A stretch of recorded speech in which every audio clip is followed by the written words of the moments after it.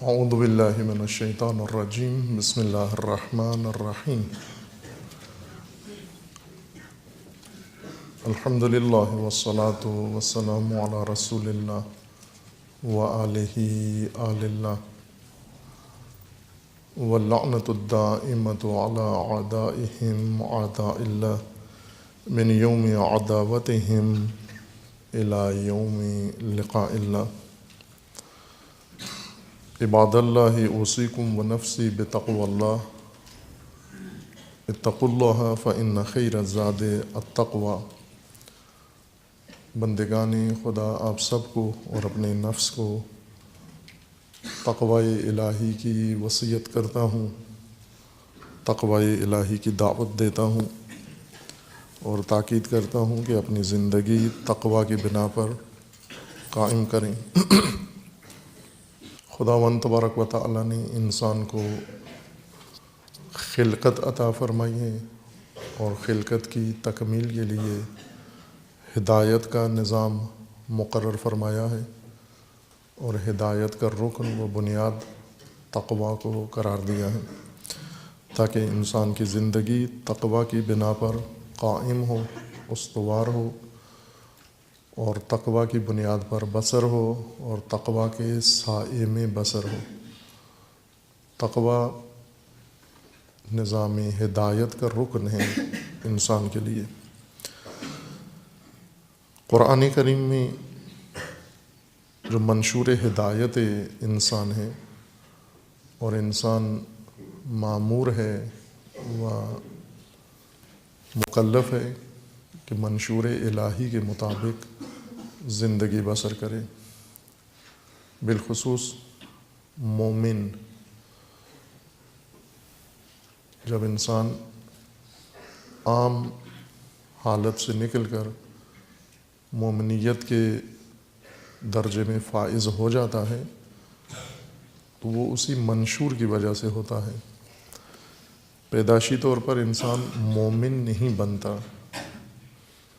پیدائشی طور پر قومیت، قبائل اور نسب لے کر پیدا ہوتا ہے، ایمان لے کر پیدا نہیں ہوتا. ایمان کسبی چیز ہے، وصولی ہے کہ اسے انسان نے تحصیل کرنا ہے، حاصل کرنا ہے، اس تک پہنچنا ہے، اس مقام تک فائز ہونا ہے. توہم نہ ہو ایمان کا، جس طرح قرآن کریم نے بعض لوگوں کے اس وہم کو باطل قرار دیا ہے. وَمِنَ النَّاسِ مَن يَقُولُ آمَنَّا، لوگوں میں سے کچھ ایسے ہیں جو اس غلط فہمی میں مبتلا ہیں کہ ہم مومن ہیں، دعویٰ رکھتے ہیں کہ آمنا، ہم ایمان لے آئے ہیں، جبکہ قرآن کا فرمانا ہے کہ وَمَا هُمْ بِمُؤْمِنِينَ، یہ مومن نہیں ہے. یا دوسری آیت میں ہے قالت الاعراب آمنا، اعراب دیہاتی بدو آ کر رسول اللہ کی خدمت میں حاضر ہو کر دعویٰ کرتے تھے کہ ہم مومن ہیں، اور اللہ تعالیٰ کا فرمان نازل ہوا رسول اللہ صلی اللہ علیہ وآلہ وسلم پر کہ انہیں بتا دیں کہ آپ مومن نہیں ہیں، ایمان آپ کے قلوب میں داخل نہیں ہوا، آپ نے ایمان تحصیل نہیں کیا. اس طرح ظاہری حالت سے یا دعوی زبانی سے انسان مومن نہیں ہوتا. ایمان کے لیے اللہ کے منشور کو اپنانا ہے، منشور ہدایت کو. قرآن ہدایت انسان کے لیے ہے، ایک نظام ہے ہدایت کا اللہ کی جانب سے. اگر اسے چھوڑ دیں، اسے برکنار کر دیں، اسے ترک کر دیں اور اپنے بنائے ہوئے انسانی منشور انسان زندگی کی بنیاد قرار دے اور دعوی ایمان رکھتا ہو، یہ آیات انہی کو جھٹلانے کے لیے ہیں کہ جن کا سیاسی منشور، جن کا عدالتی منشور، جن کا تعلیمی منشور، جن کا اجتماعی منشور، جن کا سماجی منشور، جن کا حقوقی منشور، جن کا دیگر معیشتی و معاشی منشور قرآن نہ ہو، اللہ کا نظام نہ ہو، یہ اگر دعویٰ رکھیں آمنا انہی کے لیے آیا ہے، وما ہم بمومنین، یہ مومن نہیں ہیں، ایمان سے ان کا تعلق نہیں ہے۔ مومن جب اس الہی منشور کو اپناتا ہے اور جب قرآن کی طرف رجوع کرے، مومن اپنی حیات کا مبنا قرار دے قرآن کو، قرآن سب سے پہلی چیز تقویٰ پیش کرتا ہے زندگی کے لیے، منشور زندگی کے لیے پہلی اصل و ضابطہ تقویٰ ہے، جس کا سایہ تمام ہدایات و تعلیمات کے اوپر اور تمام دینی و قرآنی اصولوں کے اوپر موجود ہے، تاکہ یہی سایہ جو تعلیمات کے اوپر ہے یہ انسان کی زندگی میں سرایت کر جائے اور انسان متقی بن جائے، متقی جس میں تقویٰ راسخ ہو جائے اور جو تقویٰ میں راسخ ہو جائے، تقویٰ جس کی پہچان بن جائے، جس کی شخصیت کا حصہ بن جائے اور جس معاشرے کی پہچان بن جائے، اسے متقی کہتے ہیں۔ چند چیزوں سے پرہیز کرنا تقویٰ نہیں ہے، بلکہ تقویٰ کو اپنی شخصیت بنانا، قومی شخصیت بنانا، اجتماعی و معاشرتی شخصیت بنانا تقویٰ ہے۔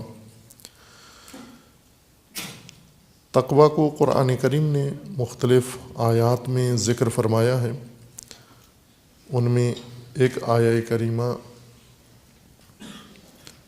سورہ مبارکہ توبہ میں ہے، بلکہ چند آیات ہیں، ایک سیاق ہے مکمل ان آیات کا جن میں تقویٰ کا ایک اور پہلو ذکر کیا گیا ہے۔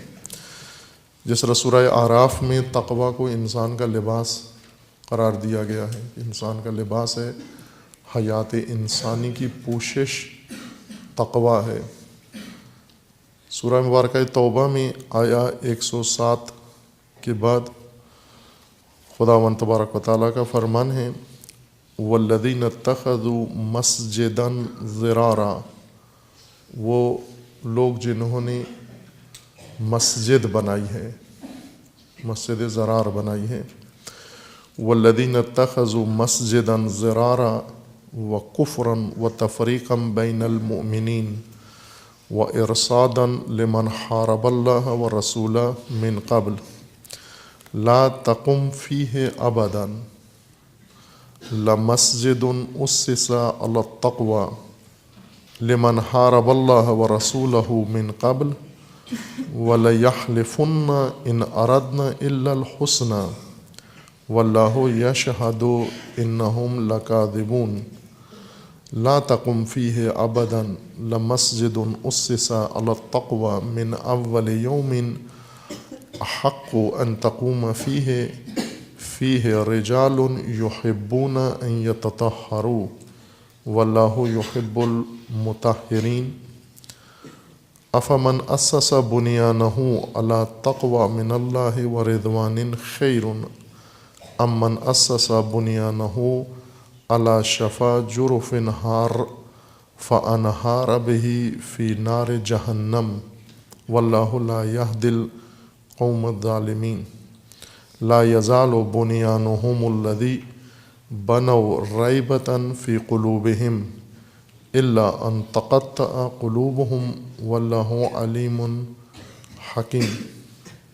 اس آیہ کریمہ میں ایک بنیادی میدان تقویٰ کا ذکر فرمایا گیا ہے اور تقویٰ کا دائرہ انسان کے لیے پیش کیا گیا ہے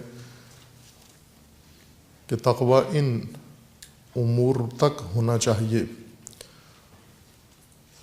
اور وہ میدان ہے کہ جب انسان کسی چیز کی بنیاد رکھتا ہے اپنی زندگی کے لیے،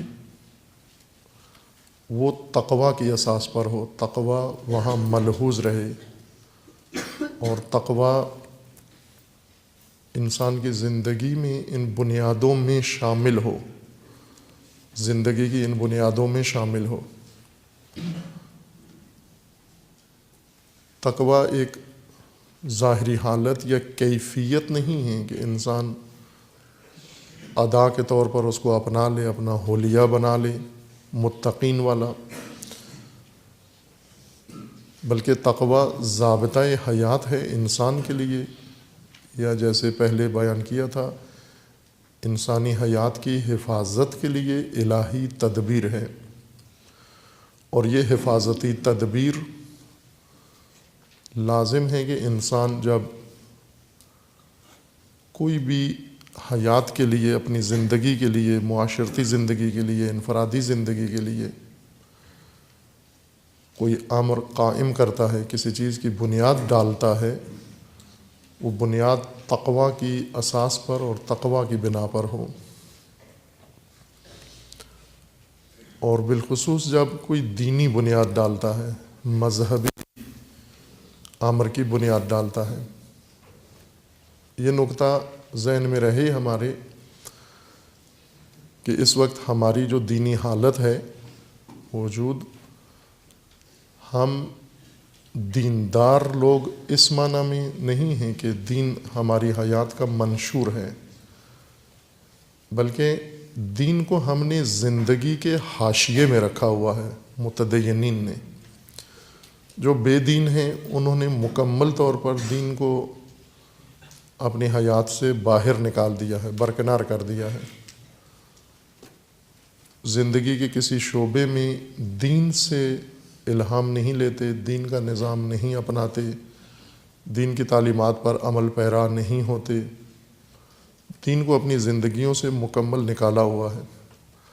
اگر پیدائشی طور پر مسلمان گھرانے میں پیدا ہوئے ہوں تو نکاح کے وقت دینی عمل انجام پا جاتا ہے اور جنازہ ان کا پڑھ دیا جاتا ہے، یہ بایولوجیکل مسلمان ہیں،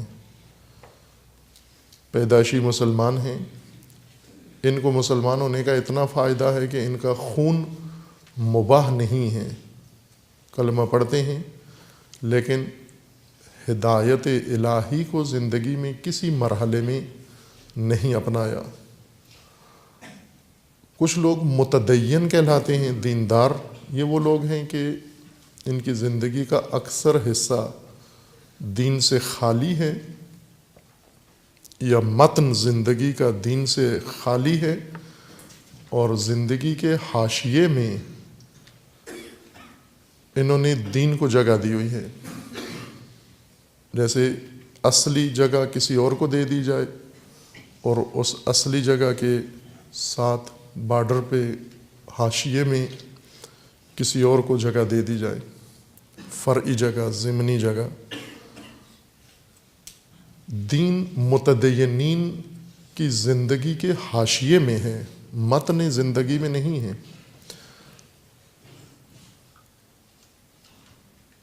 ابتدا سے لے کر، پرورش سے لے کر موت تک متدین اس کو کہتے ہیں جس کے زندگی کے حاشیے میں دین موجود ہو، عبادتیں کر رہا ہو اور بعض دینی رسومات بجا لاتا ہو، بعض دینی امور کا معتقد ہو، عقیدت مند ہو۔ یہ حاشیہ ہے زندگی کا، یہ زندگی نہیں ہے۔ زندگی وہ جو انسان روز مرہ صبح و شام بسر کر رہا ہے، جو کچھ سوچتا ہے، جو فیصلے کرتا ہے، جو کچھ اپناتا ہے، جو کچھ کسب و کار کرتا ہے، جو ہنر پیشہ اختیار کرتا ہے، جو تعلیم حاصل کرتا ہے، یہ زندگی ہے۔ تعلقات قائم کرتا ہے، گھرانہ آباد کرتا ہے، گھر کے اندر اپنی ذمہ داریاں نبھاتا ہے، اپنی معاش و معیشت کے لیے، اپنے خاندان کے لیے کوشش کرتا ہے، یہ زندگی ہے۔ کماتا ہے، خرچ کرتا ہے، مختلف لوگوں سے تعلقات قائم کرتا ہے، مختلف احزاب میں شرکت کرتا ہے، مختلف اجتماعی امور میں شریک ہوتا ہے، کسی کے ساتھ ہمدردی رکھتا ہے، خیر خواہی کرتا ہے، کسی سے دوری اختیار کرتا ہے، یہ زندگی ہے۔ اس زندگی میں، متدینین کی زندگی میں، ان معاملات میں دین شامل نہیں ہوتا۔ دین کو اس کے حاشیے میں رکھا ہوا ہے۔ اور اس حاشیے میں دین رکھ کر، جس طرح سجاوٹ کے لیے آپ کوئی چیز فریم بناتے ہیں گھر میں، تصویر، اور تصویر کو مزید خوبصورت کرنے کے لیے اس کے بارڈر پہ، حاشیے پہ نقش و نگار بنا دیتے ہیں، یا کبھی تزئینات کرتے ہیں، آرائش کرتے ہیں، حاشیہ سجا دیتے ہیں کسی چیز کا تاکہ حاشیے کی چمک اس اصل تصویر پر اثر انداز ہو اور وہ بھی حسین لگے۔ یہ متدینین، موجودہ متدینین، موجودہ نسل کے اندر جو متدینین ہیں، یہ ان کی زندگی کی تصویر ہے کہ دین زندگی کے حاشیے میں ہے، جبکہ دین زندگی کے لیے بنا ہے، حیات بشر کے لیے بنا ہے، نہ زندگی کے حاشیے کے لیے، بارڈر کے لیے، اس کی سجاوٹ کے لیے، ہدایت کے لیے ہے، نہ سجاوٹ کے لیے، کہ خود متن زندگی دین کے اوپر بسر ہو۔ یہی معاملات روزمرہ انسان کے دین کے مطابق بسر ہوں، ہر یوم دین کے مطابق بسر ہو، اٹھنا بیٹھنا، سونا جاگنا، کھانا پینا، یہ سب دین کے مطابق بسر ہو۔ وہ نظام جو انسان کی حیات کے لیے لازم ہیں وہ سب دین کی طرف سے ہوں، نہیں کہ انسان نظام حیات طاغوت کا لے لے، آبائی لے لے، جو قرآن نے دین کے متبادل راستے بیان کیے ہیں کہ انسان یا طاغوت سے، آبا سے لے لیتا ہے دین، اس پر عمل پیرا ہوتا ہے، دین کی زندگی کی بنیاد اس پر رکھتا ہے، اور اس زندگی کے حاشیے میں، بارڈر پہ دین کی سجاوٹ کر لیتا ہے، آبائی اصول، طاغوتی اصول سب کچھ ان کے مطابق انجام دیتا ہے، اور ساتھ آخر میں بیٹھ کر صلوات پڑھ لیتا ہے، نماز پڑھ لیتا ہے، روزہ رکھ لیتا ہے، سمجھتا ہے میں دیندار انسان ہوں۔ یہ نہیں ہے دیندار انسان۔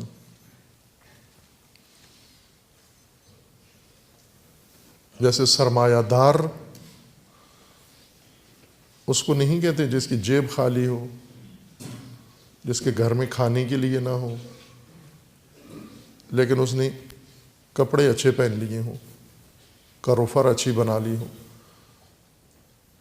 یا کسی سے مانگ کے ریاکاری کر کے اپنے آپ کو امیر دکھائے، وہ سرمایہ دار نہیں ہوتا۔ سرمایہ دار جس کی دارائی سرمایہ ہو، جس کی ملک میں سرمایہ ہو، جس کے اختیار میں سرمایہ ہو۔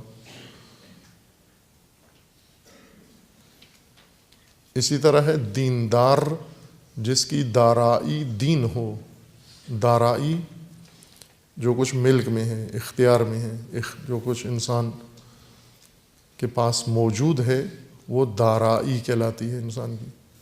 یہ دین ہو، پھر انسان دیندار بنتا ہے۔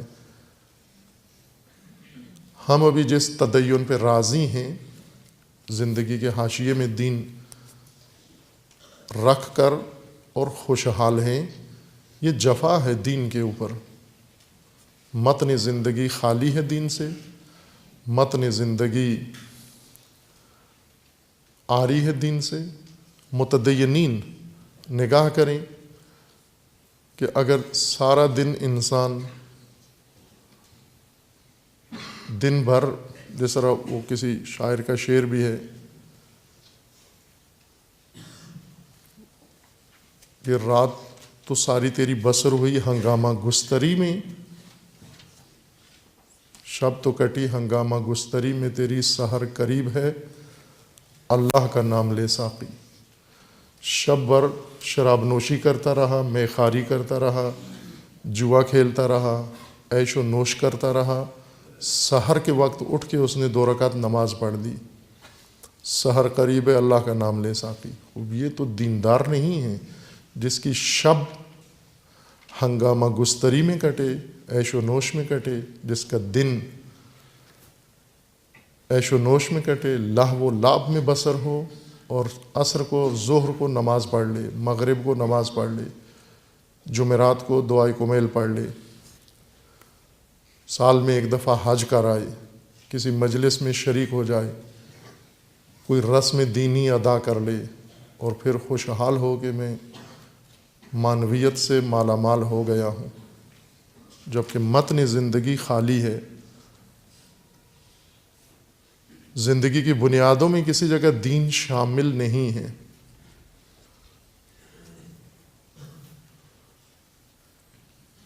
زندگی کے اصلی امور، بنیادی امور میں دین کا کوئی عمل دخل نہیں ہے۔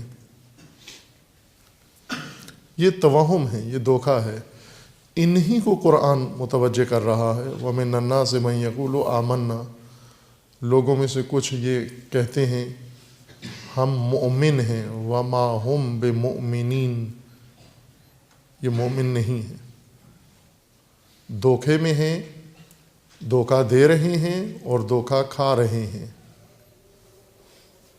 فریب خوردہ ہیں اور فریب ناک و فریب دہ۔ اگر دین متن زندگی میں آئے، ہمارے متن میں آنے کے لیے تقوی اس کی بنیاد ہے، ہر چیز کی اساس تقوی کے اوپر ہو۔ جو کچھ زندگی میں قائم کرنا ہے، جو زندگی کا حصہ ہے، جو جز ہے، مثلا بنیاد رکھنی ہے خاندان کی، اس کی بنیاد تقوی ہو۔ بنیاد رکھنی ہے گھر کی، گھر تعمیر کرنا ہے، اس کی بنیاد تقوی ہو۔ بنیاد رکھنی ہے تعلیم کی، اس کی بنیاد تقوی ہو۔ بنیاد رکھنی ہے اپنی معیشت و معاش کی، اس کی بنیاد تقوی ہو۔ بنیاد رکھنی ہے کسی مرکز کی، اس کی بنیاد تقوی ہو۔ بنیاد رکھنی ہے اگر کسی سیاست کی، اس کی بنیاد تقوی ہو۔ اگر آپ نے بنیاد قائم کرنی ہے تعلق کی، تعلقات کی بنیاد، اس کی بنیاد میں تقوی ہو۔ یہ انسان ہے مومن۔ لیکن جو ان ساری بنیادوں میں دین کو ترک کر کے اور حاشیے میں، جس طرح پاکستان میں رواج ہے، ہر غلط کام، غلط فیصلہ، غلط نشست کے آخر میں دعائے خیر کرتے ہیں۔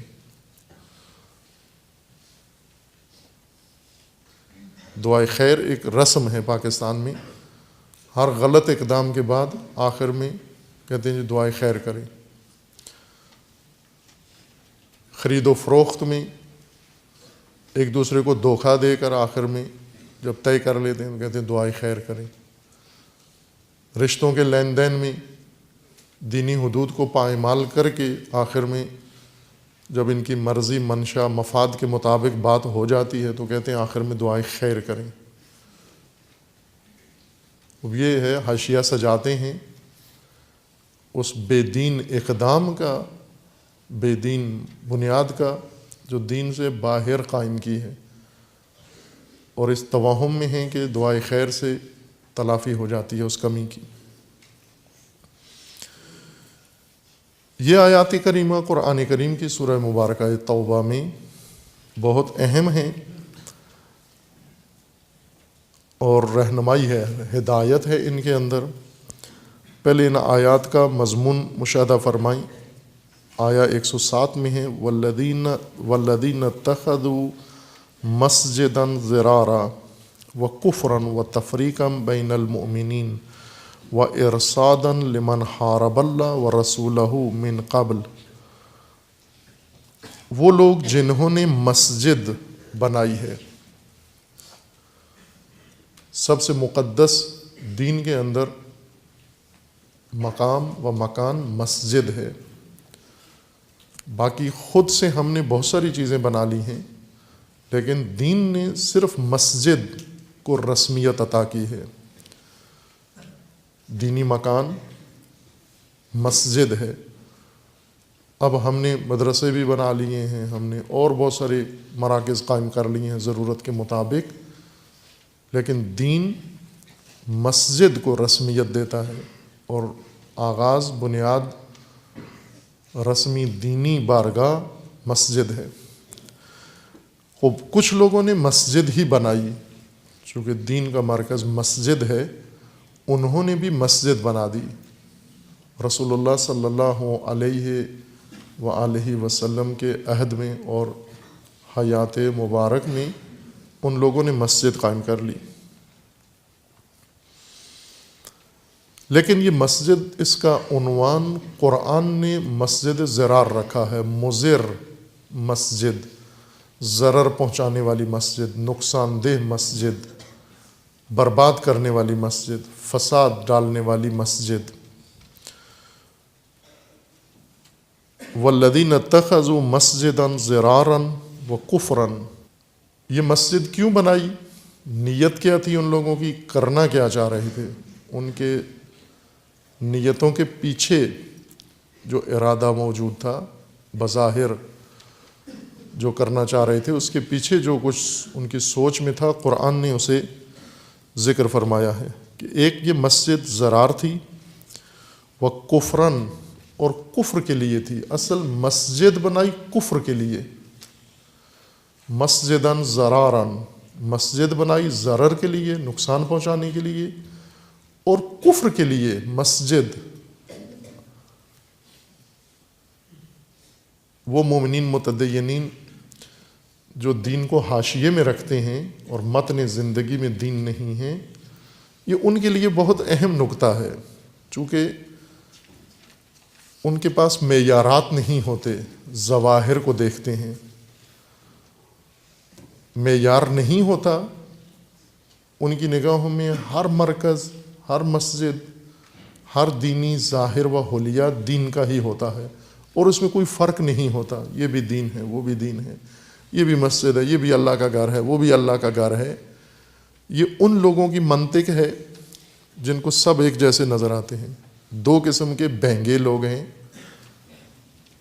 بہنگے جب نگاہیں ایک کے دو دیکھنا شروع کر دیں.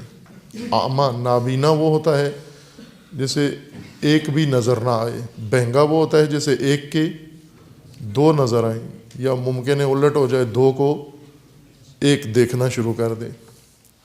وہ کچھ لوگ ایسے ہیں جن کو سب غلط نظر آتے ہیں. سب ایک جیسے ہیں، یہ ہوتے ہی ایسے ہیں، سب لوگ غلط ہیں. کچھ ایسے ہوتے ہیں جو کہتے ہیں نا سب ٹھیک ہیں، سب درست ہیں. عموماً علماء کے بارے میں یہ دو قسم کی رائے پائی جاتی ہے. ایک طبقہ بہنگا ایسا ہے جو کہتے ہیں سارے علماء غلط ہیں. ایک دو غلط دیکھے انہوں نے، اور ان غلط علماء سے نتیجہ یہ قائم کیا کہ سارے ہی غلط ہیں. یہ بہنگا انسان ہے. ایک وہ انسان ہے جو یہ کہتا ہے کہ نہ سارے ٹھیک ہیں، جو عالم نام کا بھی ہے وہ بھی ٹھیک ہے، جس نے لباس عالمانہ پہنا ہوا ہے یہ ٹھیک ہے. یہ دونوں غلط رائے ہیں. امام راحل امام خمینی رضوان اللہ تعالی علیہ فرماتے کہ ایسے نہیں ہیں. ہر طبقے میں خیر و شر موجود ہے. ہر تجار اچھے بھی ہیں، بدعمل بھی ہیں. خود قرآن کے اندر ذکر کیا گیا ہے ایسے افراد کا جو اچھے ہیں.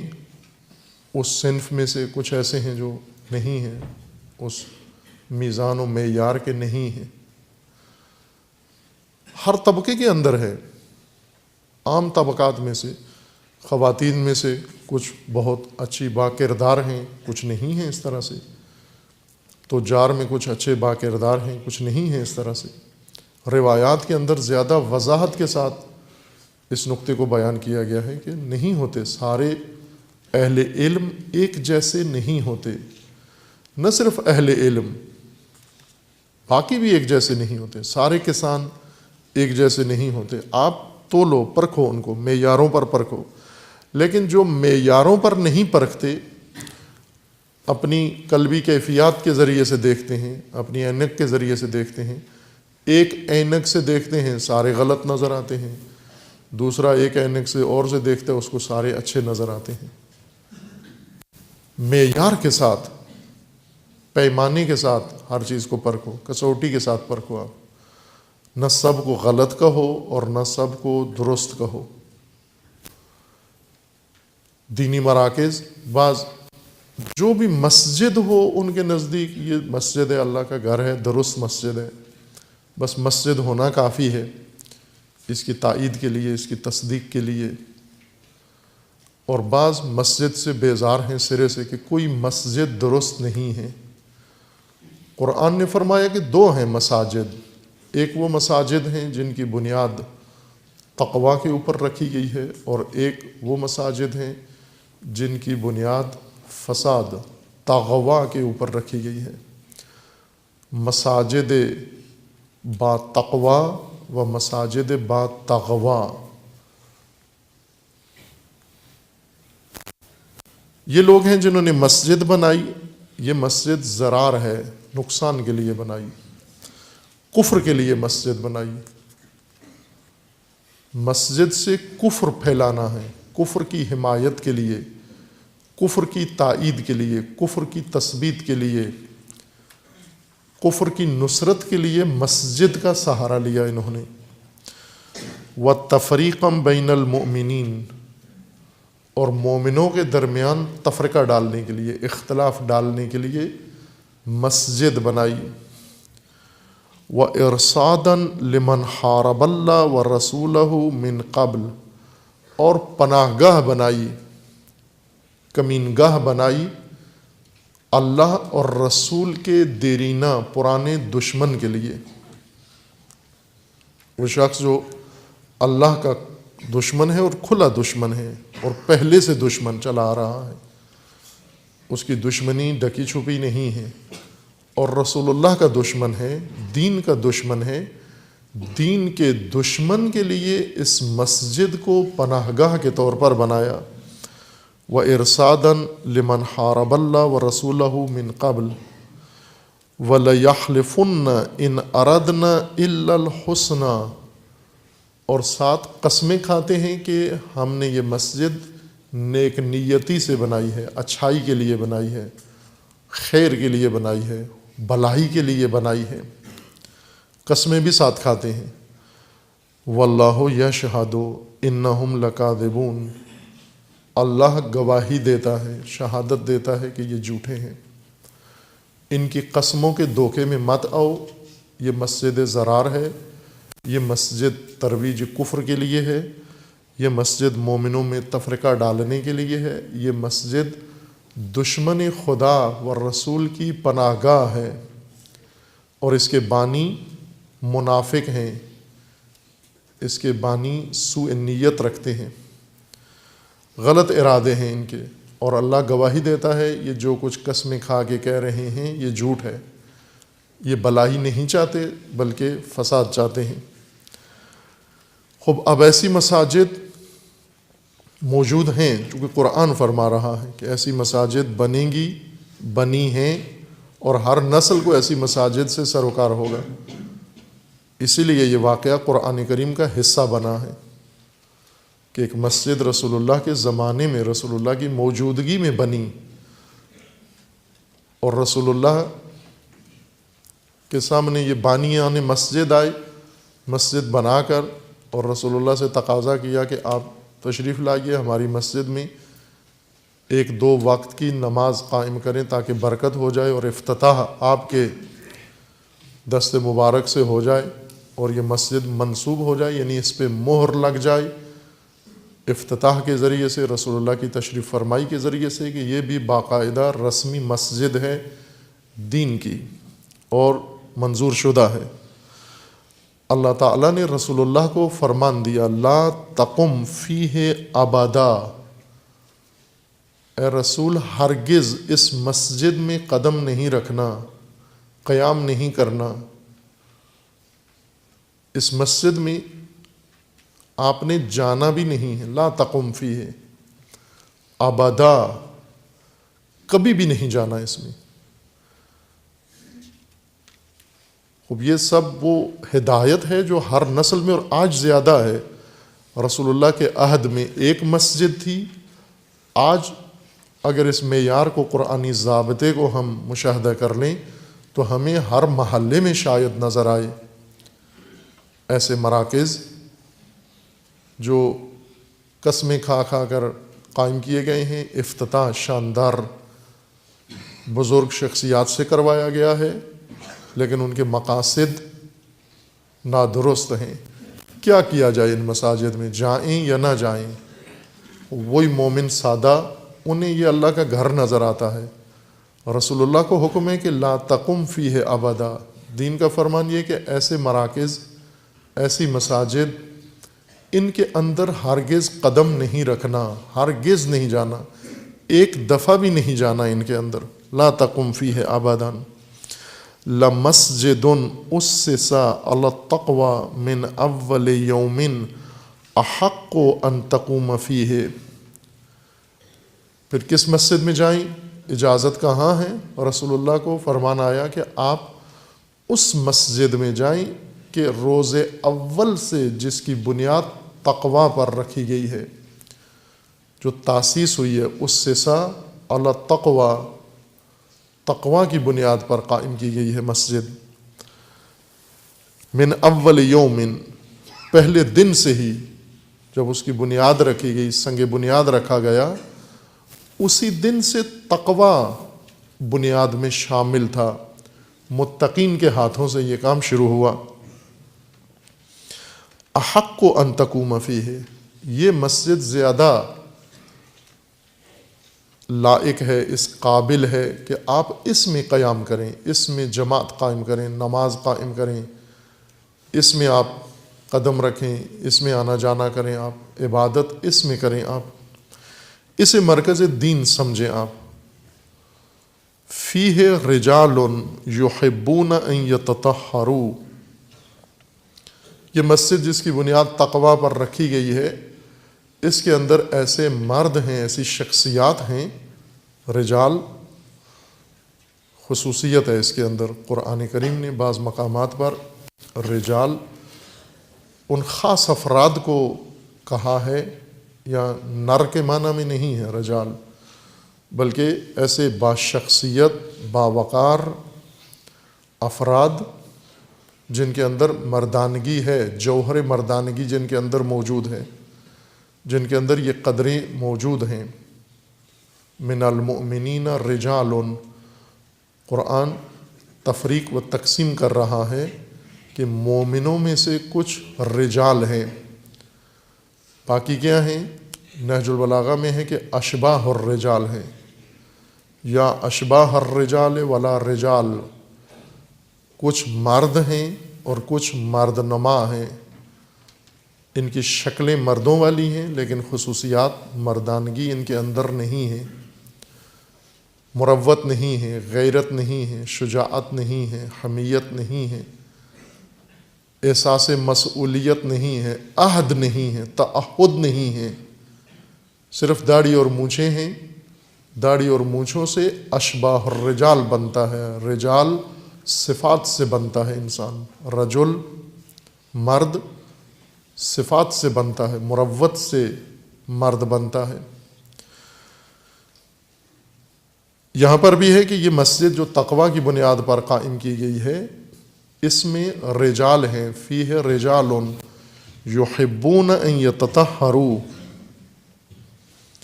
طہارت پسند لوگ ہیں، پاکیزہ شخصیات ہیں اس مسجد کے اندر۔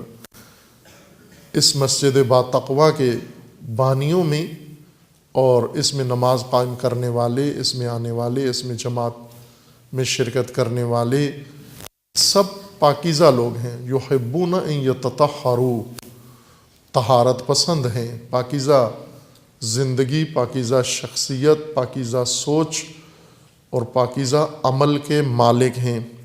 واللہ یحب مطہرین، اور خدا مطہرین کو پسند کرتا ہے۔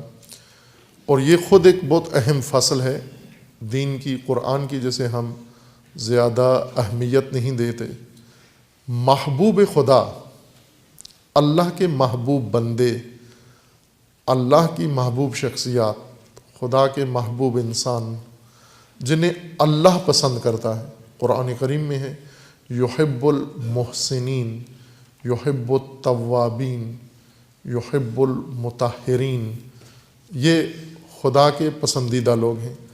اور ان کے بدلے میں کچھ ہیں مغضوبین، ظالین، خدا کے غضب کا شکار ہیں، جنہیں خدا ہرگز نہیں چاہتا۔ جن پر سخط خدا، عذاب خدا ہے، جن کے لیے ذرا برابر پسندیدہ نہیں ہے، ناپسندیدہ ہیں یہ بارگاہ خدا میں، ان کی بھی قسمیں اور ان کے خصوصیات و صفات بھی قرآن میں ہیں۔ مطہرین کو خدا پسند کرتا ہے، جو طہارت رکھتے ہوں، حیات، پاکیزہ زندگی، پاکیزہ ماحول، پاکیزہ شخصیت۔ طہارت تقویٰ کا ایک بہت اہم جز ہے۔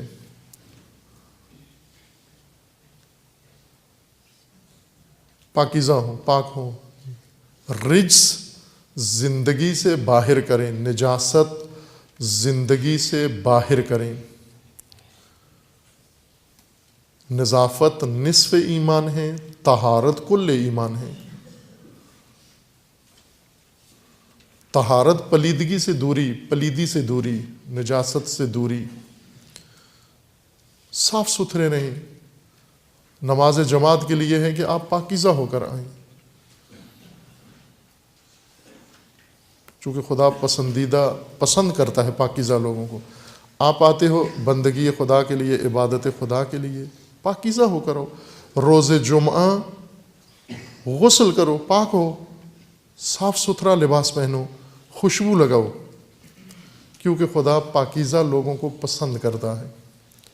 محبوب بنو اللہ کے، اور تمام عمر ایسے رہو، روزمرہ ایسے رہو، اپنے کام کاج بھی کرو۔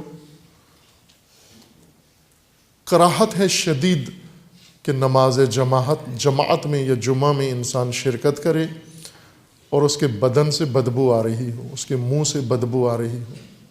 نہائیں، غسل کریں روز جمعہ، صاف ستھرے دھلے ہوئے کپڑے پہنیں، اپنے آپ کو آرائش کریں، خوشبو لگائیں، اور پھر صف مومنین میں شامل ہوں، بیٹھیں آ کر۔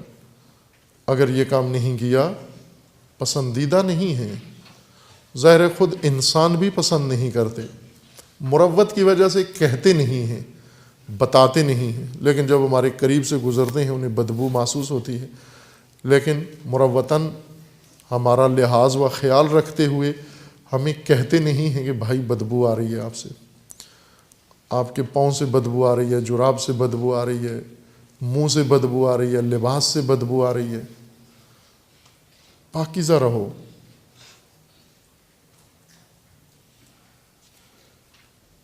اپنے آپ کو نہیں آتی بدبو، اپنی بدبو اپنے آپ کو نہیں آتی، چونکہ انسان خو پذیر ہے، خو پکڑتا ہے، خوگر و خو پذیر ہے، یعنی چند دن یا کچھ دیر کسی ماحول میں رہے تو اس کو اپنا لیتا ہے، وہ اس کے شخصیت اور اس کے حواس کے ساتھ وہ چیز ہم آہنگ ہو جاتی ہے، ملائم ہو جاتی ہے۔ مثلاً آپ گرمی کے علاقے میں آئیں، کچھ دن رہیں گے تو گرمی نہیں لگے گی آپ کو، نہ کہ گرمی کم ہو گئی ہے، بلکہ آپ نے گرمی کی خو پکڑ لی ہے، خوگر ہو گئے ہیں گرمی کے۔ چند دن آپ سرد علاقے میں جائیں، بہت سردی لگے گی، لیکن چند دن کے بعد ایسے محسوس ہوگا جیسے موسم بہتر ہو گیا ہے، موسم ویسا ہی ٹھنڈا ہے، آپ نے سردی کی خو پکڑ لی ہے، خو پذیری ہے آپ کے اندر۔ اسی طرح آپ چند دن اگر ایک بدبو والے ماحول میں رہیں تو بدبو ختم ہو جاتی ہے۔ معروف واقعہ ہے نا وہ چمار کا،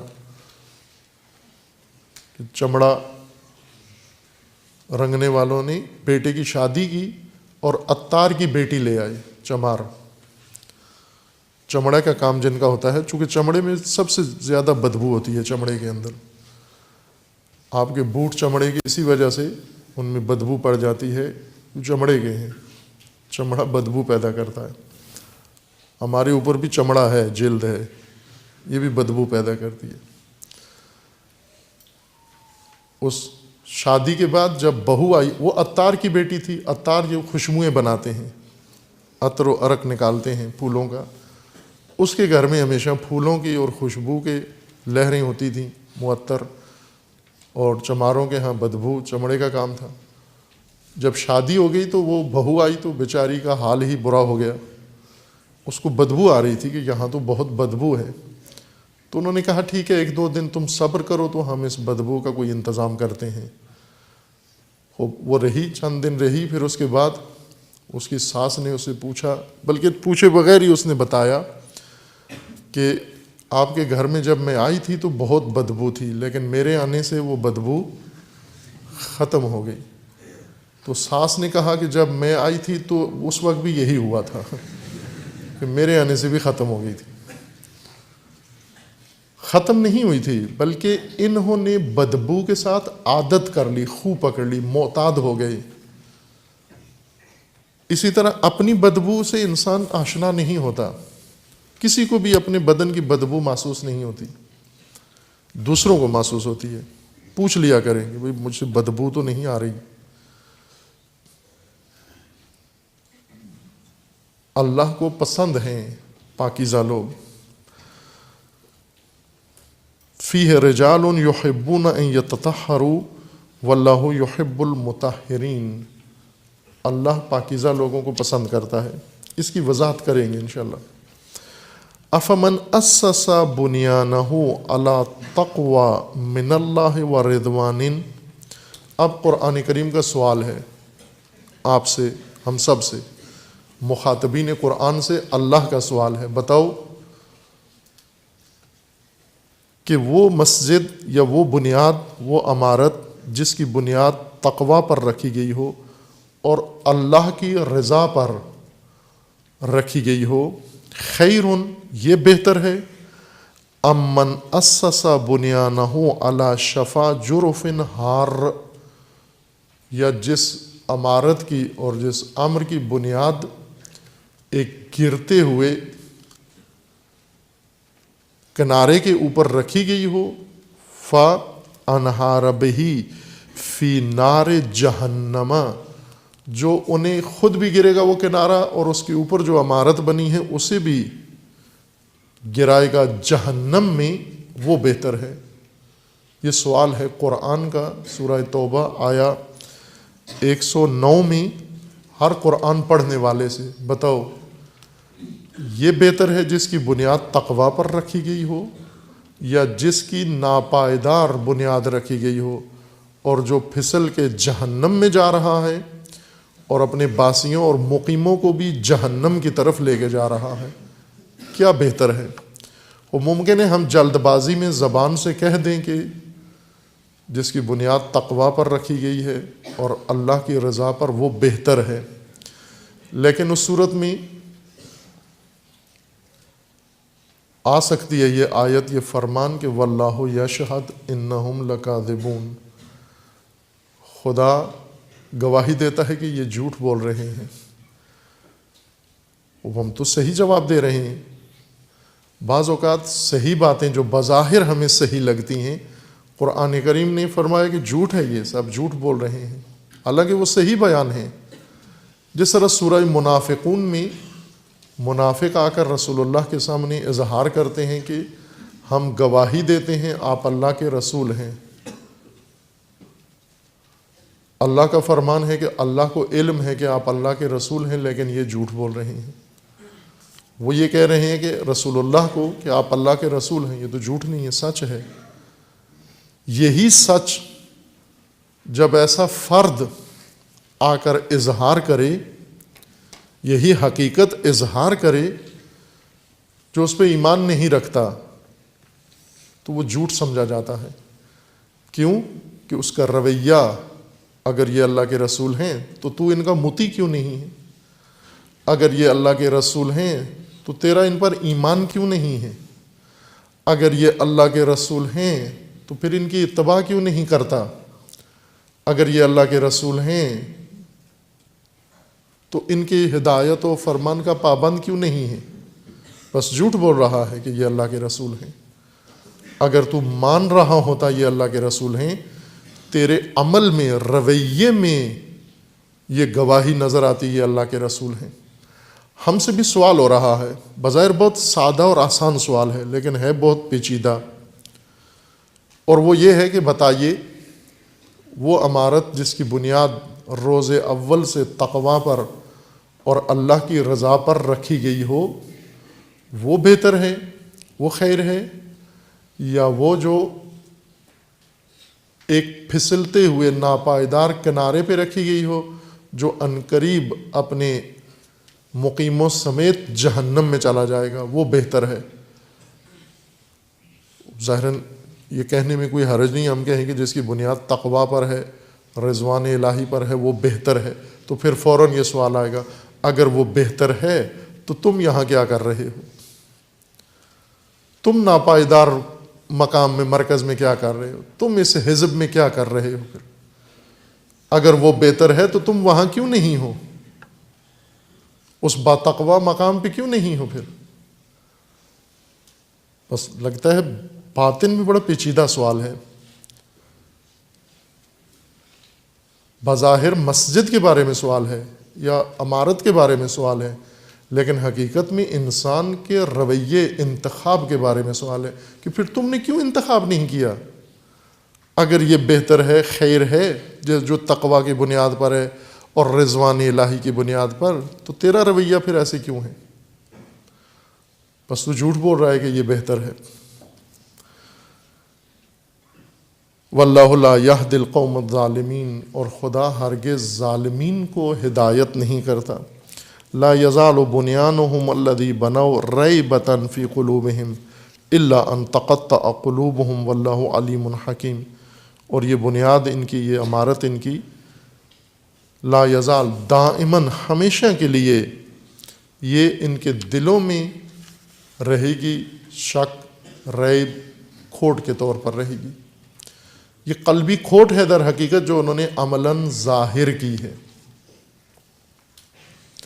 یہ سادہ مفہوم ہے ان آیات کا، اور اصل محور یہ کہ قرآن کریم نے تقویٰ کا ایک میدان اور تقویٰ کا دائرہ، حیات انسانی کے وہ امور ہیں جن کو انسان، جن کے لیے بنیاد قائم کرتا ہے، جیسے زندگی کی بنیاد، خاندان کی بنیاد، عمارت کی بنیاد، دینی مراکز کی بنیاد اور احزاب کی بنیاد، باقی تمام امور جو انسان کوئی بھی قائم کرتا ہے، چند آدمی مل کر کسی چیز کو بناتے ہیں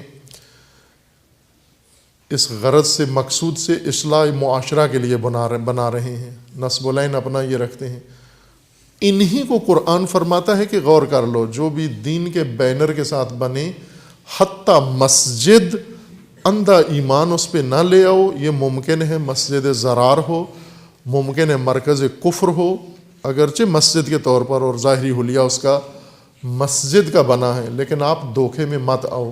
آپ کو بابصیرت ہونا چاہیے، آپ کو باشعور ہونا چاہیے۔ در حقیقت یہ آیات قرآن کریم کی مومنین، مسلمین کے شعور کو بیدار کرنے کے لیے ہیں، یہ بیداری کی آیات ہیں۔ چونکہ قومی معاشرے یہیں پہ خطا کھا جاتے ہیں شعبدہ بازوں کے ہاتھوں، وہ ان کے سامنے آ کر بظاہر دینی مراکز قائم کرتے ہیں، دینی سلسلے قائم کرتے ہیں، اور ان کے پیچھے کفر ہوتا ہے، ان کے پیچھے فساد ہے، تغوا ہے، اور بے شعوروں کو سمجھ میں نہیں آتی، وہ وہاں بھی چلے جاتے ہیں کہ یہاں سے قریب ہے، اس مسجد میں چلے جاتے ہیں، یہاں پہ جا کر نماز قائم کر لیتے ہیں۔ اگر یہ تقویٰ، امر تقویٰ سمجھا ہوا ہوتا، قرآن جس طرح تقویٰ کو بیان فرما رہا ہے کہ ہدایت کا رکن ہے، بنیاد ہے تقویٰ، اور ہدایت انسان کی زندگی کے لیے اللہ کا منشور ہے جس کی بنیاد تقویٰ پر ہے، اگر تقویٰ کو اس نگاہ سے اور اس وسعت کے ساتھ زندگی میں ملحوظ رکھا گیا ہوتا، یہ تقویٰ تعلیم دیا گیا ہوتا، اس تقویٰ کی تفسیر کی گئی ہوتی، اتنا دھوکے میں نہ ہوتے مومنین و مسلمین۔ خصوصاً آج کا زمانہ، آج کی نسلیں زیادہ دھوکے میں ہیں اس زمانے کی نسلوں میں۔ اس وقت ابتدائی معاشرہ تھا، سادہ لوگ تھے، لیکن جتنی آج بے شعوری ہے اتنی بے شعوری اس وقت نہیں تھی۔ آج دین کے نام پر جس طرح مسلمان ورغلائے گئے ہیں، دھوکے میں آئے ہوئے ہیں، اس حجم و وسعت کے ساتھ تاریخ میں کسی دور و زمانے میں دھوکے میں اتنی بشریت نہیں آئی جتنی آج آئی ہوئی ہے، اور سب بے شعوری کا نتیجہ ہے، کم فہمی، نادانی اور حماقت کا نتیجہ ہے کہ احمقوں کے سامنے اگر دو آدمی، ایک با تقوی اور ایک بے تقوی، لیکن وہ بے تقوی سج کر آئے، دھج کر آئے بے شعوروں کے سامنے، تو وہ بے شعور اس با تقوی کو چھوڑ دیتے ہیں اور بے تقوی کو اپنا لیتے ہیں۔ ایک واقعہ ہے، معروف ہے، چند دفعہ بیان بھی کیا ہے ہم نے مختلف مناسبتوں سے۔ ایک بڑی شخصیت علمی دنیا کی مرزا قمی کے نام سے ہیں، علماء طلباء آشنا ہیں اس نام سے، بعض کتابوں کے مؤلف بھی ہیں جو پڑھائی جاتی ہیں نصاب کے اندر۔ مرزا قمی رحمۃ اللہ علیہ نجف کے بہت جید علماء میں سے تھے، وہاں سے پڑھ کے پھر واپس آئی ایران، اور ایران میں آ کر اپنی قوم کی ہدایت شروع کی۔ قم کے قریب تقریباً شاید 190 کلومیٹر کے قریب ایک شہر ہے، ساوا کے نام سے ہے، ساوا۔ وہاں پر گئے تبلیغ کے لیے۔ یہ آیت اللہ تھے، مرجع تقلید تھے، اس درجہ علمی پر فائز تھے۔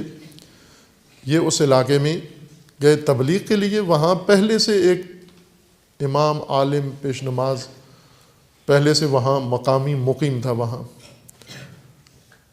اس بندہ خدا نے یہ دیکھا کہ یہ اتنا بڑا عالم، فاضل، مجتہد، با تقوی، با شخصیت یہ آیا ہے، اگر تو کہیں ایسا نہ ہو کہ لوگ اس کو دیکھ کر مجھے چھوڑ جائیں اور میری روزی بند ہو جائے، لہٰذا اس کو بدنام کروں میں لوگوں کی نگاہوں میں تاکہ اس سے زیادہ متاثر نہ ہوں لوگ۔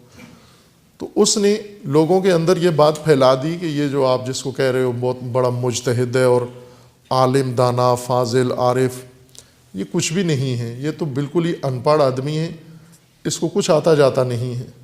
اب لوگوں کے لیے مشکل تھی یہ بات ماننا کہ یہ بے سواد ہے، ان پڑھ ہے، اسے کچھ آتا جاتا نہیں۔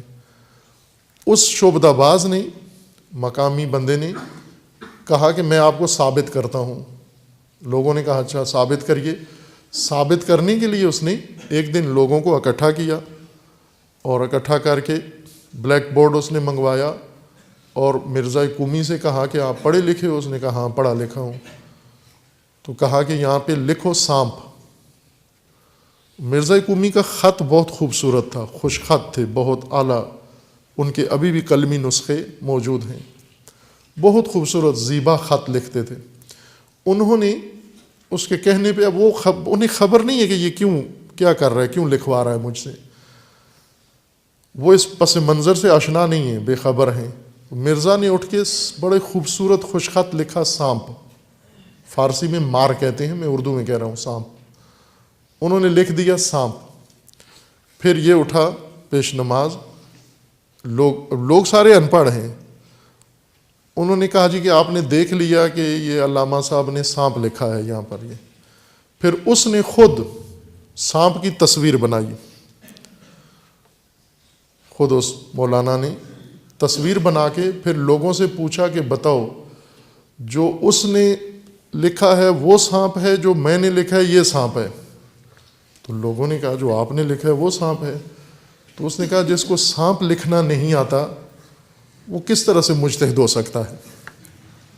لوگوں نے تائید کی، کہا کہ ثابت ہو گیا ہے کہ یہ علامہ صاحب کچھ پڑھے لکھے نہیں ہیں، انہیں سانپ لکھنا نہیں آتا۔ اب دیکھیں لوگوں کی بے شعوری سے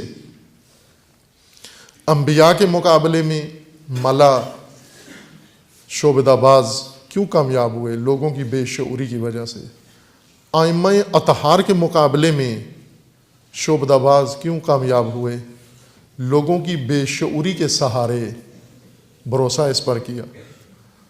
اور علماء فقہاء کے مقابلے میں جہلاء کیوں کامیاب ہوتے ہیں لوگوں کے اندر، لوگوں کو ہم نوا بنانے میں؟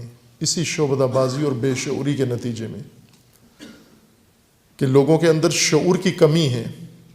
جب لوگوں کے اندر شعور کی کمی ہو، وہ مسجد تقوی اور مسجد ضرار میں فرق نہیں سمجھتے، دونوں کو برابر سمجھتے ہیں، دونوں مساجد ہیں، دونوں اللہ کا گھر ہیں۔ اور جس قوم کے اندر مسجد ضرار اور مسجد تقوی میں فرق کا شعور نہ ہو، یہ قوم منافقوں کا شکار ہے، یہ لقمہ ہے دشمنوں کا، یہ دین کے خلاف استعمال ہوں گے، یہ فوج ہے منافقت کی، نہ چاہتے ہوئے بے شعوری کی وجہ سے منافقوں کے ہاتھوں استعمال ہو جائیں گے دین کے خلاف۔ اس لیے قرآن کریم میں خداوند تبارک و تعالیٰ نے، یہ ایک ماجرا تھا، ایک مسجد بنی رسول اللہ کے عہد میں انشاءاللہ عرض کروں گا اس کا پس منظر کس نے بنائی اور کیا ہوا، اس کی تاسیس کا ماجرا، اور کیا چاہتے تھے اور کیا ہوا ان کے ساتھ۔ لیکن قرآن میں اس ایک واقعہ کو قیامت تک کے لیے کیوں ذکر کر دیا گیا، ہر نسل کے لیے کہ یہ پڑھنا ہے آپ نے سورہ توبہ، ہر نسل کو تعلیم دینی ہے، اس کے اندر ہدایت ہے، چونکہ قرآن کتاب ہدایت ہے، ہر نسل و ہر قوم کے لیے، ہر فرد کے لیے قرآن ہدایت ہے، اور سورہ توبہ ہدایت ہے۔ سورہ توبہ کی آیا 107، 8 اور 109 یہ ہدایت ہیں۔ خوب اس سے ہم کیا ہدایت لیں؟ آیا اس میں صرف ایک تاریخ کا ایک ماجرا، ایک مسجد صرف بتانا مقصود ہے؟ اگر صرف ایک تاریخ کا واقعہ مقصود تھا بتانا تو یہ علم ہے، ہدایت نہیں ہے۔ یعنی ہمیں تاریخ کے ایک ماجرا کے بارے میں اطلاع دی گئی ہے کہ اس طرح ایک مسجد بنی جو گرا دی گئی، لوگوں نے بنائی، منافقوں نے بنائی، رسول اللہ نے گرا دی وہ مسجد، پھر تو یہ علم ہے، ہدایت نہیں ہے۔ ہدایت اس وقت ہے کہ یہ جو کچھ ذکر ہو رہا ہے یہ ہم اپنے زمانے میں، اپنی زندگی میں ہمارے کام آئے، ہم اپنے زمانے کی مسجد زرار اور مسجد تقوی، مرکز زرار اور مرکز تقوی، امارت زرار اور امارت تقوی، حزب زرار اور حزب تقوی کے اندر فرق کر سکیں، نظام زرار اور نظام تقوی کے اندر فرق کر سکیں۔ اگر ہمارے اندر یہ شعور پیدا نہ ہوا، ہمیں پتہ ہے کہ مسجد زرار کس نے بنائی تھی، لیکن یہ نہ پتہ ہو کہ میرے محلے میں مسجد زرار موجود ہے اور میں اسی میں آ جا رہا ہوں، یعنی بے شعور ہوں، یعنی نادان ہوں۔ قرآن جو شعور پیدا کرنا چاہ رہا ہے ہر نسل کے اندر، وہ یہ ہے کہ آپ اپنے عہد، اپنے زمانے میں تیرے اندر شعور پیدا ہو کہ مسجدیں زرار ہو سکتی ہیں، مسجدوں میں کفر پھیلایا جا سکتا ہے، کفریہ مقاصد کے لیے مساجد تاسیس ہو سکتی ہیں، اور تو اپنے زمانے میں اتنا باشعور ہو کہ فرق کر سکے ان چیزوں کے اندر، ان مراکز کے اندر تجھے فرق نظر آئے، عالمی سطح پر بھی نظر آئی، ملکی سطح پر بھی نظر آئی، علاقائی سطح پر بھی تجھے نظر آئی۔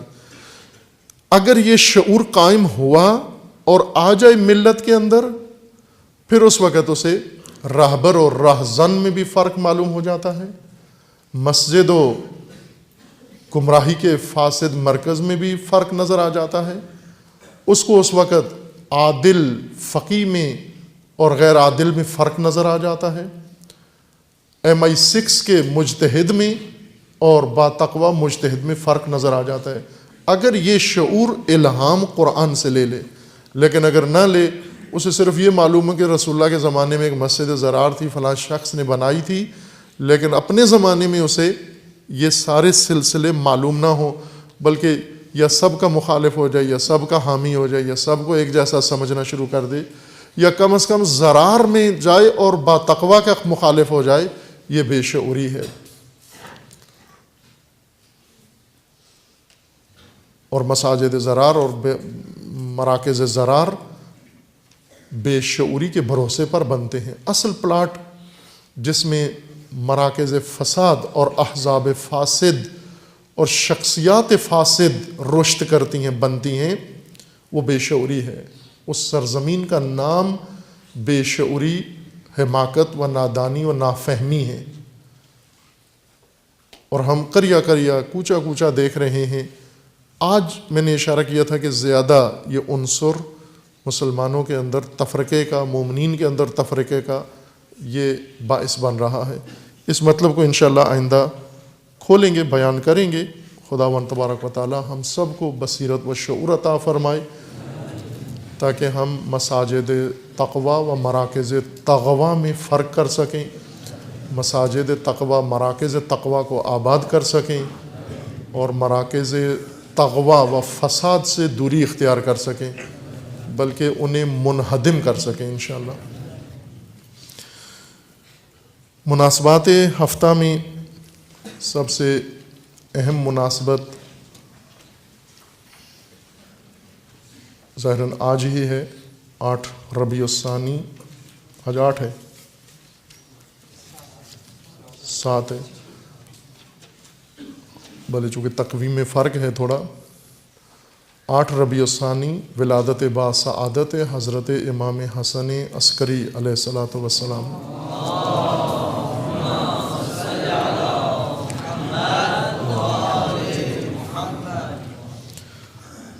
تمام اہل ایمان و بالخصوص پیروان ولایت و امامت کو تبریک و تہنیت عرض ہے، اور جیسا پہلے دیگر مناسبتوں میں عرض ہوا ہے کہ یہ ایام جو منسوب ہیں ائمہ اطہار معصومین علیہ السلام سے، یہ ایام اہم ہیں۔ ان ایام میں مومنین اہتمام کریں، اور اہتمام نہ صرف رسومات کا اہتمام کریں، رسوماتی عمل انجام دیں کہ ایک سوگ کے دنوں میں رسم سوگ اور خوشی کے دنوں میں رسم جشن بجا لا کر اور رسوماتی اور وہی تکراری کلام پڑھ کے سن کے پھر چلے جائیں، عقیدت کا اظہار کر کے اکتفا کر لیں، بلکہ یہ ایام عہد کے ایام ہیں، یہ ارتباط و تعہد کے ایام ہیں۔ خصوصاً یہ ہستیاں جیسے امام یازدہم ہیں، خود ان کا اپنا کلام پیش کریں، ان کے حالات پیش کریں، اور ان حالات کی وجوہات کی طرف توجہ کریں کہ کن وجوہات کی بنا پر عہدیدار عہد و منصب امامت کیوں ایسی زندگی گزارنے پر مجبور کیے گئے، کیا حالات تھے، کون بانی، کون اسباب تھے، کیا اسباب تھے، امامت کیوں محجور رکھی گئی اور امام کو کیوں محبوس رکھا گیا، اور کیا ہم آج امامت کو محجوریت سے نکالنے میں کامیاب ہوئے ہیں یا نہیں ہیں، یا ابھی تک عہد امام عسکری ہی ہمارے زمانے میں چل رہا ہے۔ امام عسکری علیہ السلام، میں نے اشارہ کیا تھا روز شہادت امام کہ امام عسکری کو عسکری اسی وجہ سے کہتے تھے کہ معسکر میں نظر بند تھے، چھونی میں، ساری عمر چھونی میں تحت نظر، بادشاہوں کے تحت نظر گزار دی، اور جو اپنے پیروکار تھے وہ الگ مشکلات کا شکار تھے، ان کے اندر مسائل، اپنے قریبی قرابت داروں میں مشکلات، ہر طرف حکومتی عمل دخل زیادہ تھا، اور حکومت نے، عباسی خلفاء نے یہ فیصلہ کیا ہوا تھا کہ اس سلسلے کو یہیں پر ختم کرنا ہے امام عسکری پر، اور اس سے آگے نہ چلے یہ شجرہ طیبہ تشیع، اور اس کے لیے انہوں نے اقدامات کیے، ایسے اقدامات کہ امام علیہ السلام کے قریبی ترین افراد کو، بلکہ بھائی کو امام کے خلاف حکومت نے استعمال کیا۔ معروف ہیں یہ واقعات تاریخ کے۔ یہ ساری چیزیں قابل غور و فکر ہیں، اور پھر اس کے بعد جائزہ لیں کہ وہ تاریخ اس وقت تھی تو آج کہاں پہنچی ہے، آج امام و امامت کہاں ہیں اور ہم کہاں کھڑے ہیں۔ اس وقت کے لوگ کیوں ایسے لا تعلق تھے، کیا ان کے مجبوریاں تھیں، مسائل تھے کہ نظام امامت سے اتنے لا تعلق ہو کر اور امام کو ان ظالموں کے رحم و کرم پر چھوڑ دیا، اور یہ اپنی عافیت میں لگے ہوئے تھے۔ یہ ایام در حقیقت ان تذکروں کے لیے ہوتے ہیں، وہ لکیر کے فقیر نہ بنے کہ چونکہ جشن ایسے منایا جاتا ہے، کوئی سریلا آدمی ہو وہ سر میں جشن کے شعر پڑے، بلکہ یہ یہیں شاید لاہور کا واقعہ ہے کہ ایک مومن نے امام نقی علیہ السلام کی روز شہادت مجلس رکھی اور ذاکرین کو بلایا، خطباء کو بلایا کہ آپ امام نقی علیہ السلام کی مناسبت سے مجلس پڑھیں. تو وہ سارے آئے آ کے جو مجلس ان کو یاد تھی کربلا کے موضوع پر وہی پڑھ کے، فضائل علی علیہ السلام کے اور مصائب امام حسین علیہ السلام کے پڑھ کے چلے جاتے. متعدد لوگ اس نے بلائے ہوئے تھے. آخری بندہ جب رہ گیا آیا تو انہوں نے، بانی نے ان سے تقاضا کیا کہ بھائی یہ میں نے امام نقی علیہ السلام کی مناسبت سے مجلس رکھی ہے، ان کا روز شہادت ہے، تو آپ مہربانی کریں کہ تھوڑا سا ذکر امام نقی علیہ السلام کا بھی کر دیں تاکہ مومنین کو خبر ہو جائے. تو ظاہر ہے اس کو تو پتہ ہی نہیں تھا امام نقی کون ہیں اور کیا ہیں. تو وہ ساتھ بیٹھے ہوئے مولانا سے اس نے پوچھا کہ آپ بتائیے کہ یہ امام نقی جو ہیں یہ زہر سے شہید ہوئے ہیں یا تلوار سے؟ کہا باقی مضمون تیار ہے میرے پاس، صرف آپ یہ بتا دو کہ یہ کس ذریعے سے شہید کیے گئے ہیں. اگر زہر سے کیے گئے ہیں تو وہ مجلس بھی تیار ہے میرے پاس، اگر تلوار سے شہید کیے گئے ہیں تو وہ بھی تیار ہے میرے پاس، صرف یہ مشخص کر دو. خوب یہ نہ ہو کہ ہم اسی طرح مثلا طلاب حتیٰ جب مجلس کرتے ہیں تو عوام والی مجلس کرتے ہیں، انہی کا کلام پڑھتے ہیں، انہی جیسے تذکرے کرتے ہیں. تحقیق کریں، نہیں اگر ذہن میں کوئی بات، کتاب لے آئیں، کتاب دکھا کے پڑھیں. امام عسکری علیہ السلام کی زندگی کی کتاب کھول کے اس کتاب سے پڑھ دیں، ایک چیپٹر ایک فصل پڑھ دیں، یہی مجلس ہے. یہ کہیں زیادہ گران قدر مجلس ہے ان باتوں سے جن میں ہمیں آگاہی ہی نہیں ہے اور ہم فقط عقیدت کا اظہار کرتے ہیں. مناسبت کچھ ہوتی ہے، بات کچھ اور کرتے ہیں. جو بات کرتے ہیں اس کی سندیت اور اس کی مستند ہونے میں بھی کوئی ہمیں یقین نہیں ہوتا. بہتر ہے خود مومنین یہ کام کریں. ائمہ اطہار کے ایام اپنے گھروں میں رکھیں، کتابیں اپنے گھروں میں رکھیں اور ان کتابوں سے دیکھ کر یہ مطالب پڑھیں. یا اگر آج کل انٹرنیٹ پہ بہت کچھ اچھا مواد ملتا ہے علماء کا، اور باقی سی ڈی کیسٹ سے اگر ملتا ہے تو وہاں کوئی مجلس اس طرح سے رکھ لیں آپ. اگر اس کے اندر بھی مستند مطالب ہیں تو وہ بیان کریں تاکہ یہ نسل آگاہ ہو، انہیں علم ہو امامت کی تاریخ کا، ماجرا کا. اب ہم خود اپنے آپ سے سوال کریں، امام عسکری علیہ السلام کے بارے میں کتنی آگاہی ہے ہماری، ان کے عہد کے بارے میں، ان کے امامت کے بارے میں، ان کے زمانے کے بارے میں، ان کی زندگی کے بارے میں کیا آگاہی ہے ہماری؟ کچھ بھی نہیں، چونکہ کسی نصاب کا حصہ نہیں ہے، کہیں پڑھایا نہیں جاتا، مجالس میں ذکر نہیں کیا جاتا. جو ذکر کرتے ہیں وہ ایام امام عسکری کے ہیں اور ذکر کسی اور مناسبت کا کر رہے ہوتے ہیں. یہ ایام ان کا تکریم کرنی چاہیے، اور تکریم کا طریقہ یہ ہے کہ اس موضوع و مناسبت سے متعلق ہماری آگاہی بڑھے، کہ انشاءاللہ خداوند تعالیٰ توفیق دے اور ہم حق امامت ادا کرنے کے قابل ہو جائیں، معرفت میں بھی اور عمل میں بھی انشاءاللہ.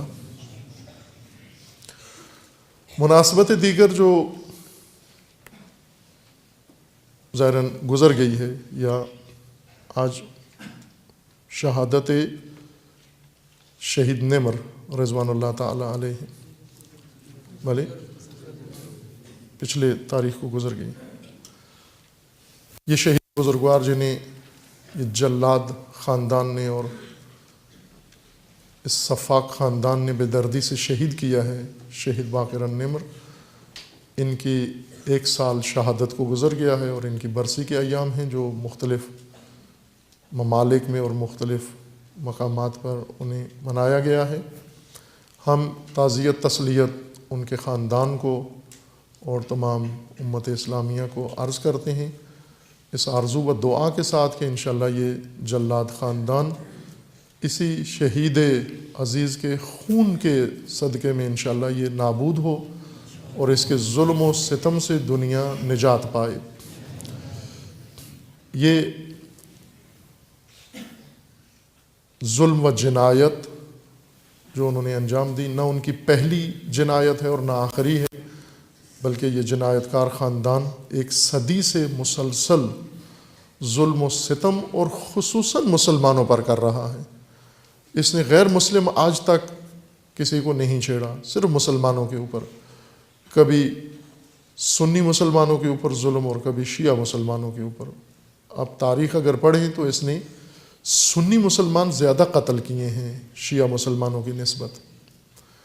یہی حجاز کو جو سعودی عرب بنایا، سعود کی اولاد کا ملک بنا دیا. حجاز اسلامی سرزمین کو خاندانی سرزمین بنانے میں لاکھوں مسلمانوں کو قتل کیا گیا، گلے کاٹے گئے، اور پھر یہ خاندان مسلط ہوا دولت و ثروت پر اور اس سرزمین پر اور حرمین پر، اور اسی طرح مسلسل اپنی ظلم و جنایت کی داستان کو جاری رکھے ہوئے ہے، جس میں سب سے خوفناک و ہولناک جنایت اس کی یمن کے اندر ہے، جہاں ابھی تک ہزاروں عورتیں اور بچے بے گناہ یہ شہید کر چکے ہیں، اور پورے ملک کو ویران کر دیا ہے. ان کے مراکز، علاج معالجے کے اسپتالوں کو اور شہری سہولتوں کے مراکز کو انہوں نے تباہ کر دیا ہے، نابود کر دیا ہے، اور ابھی تک جاری ہے یہ سلسلہ.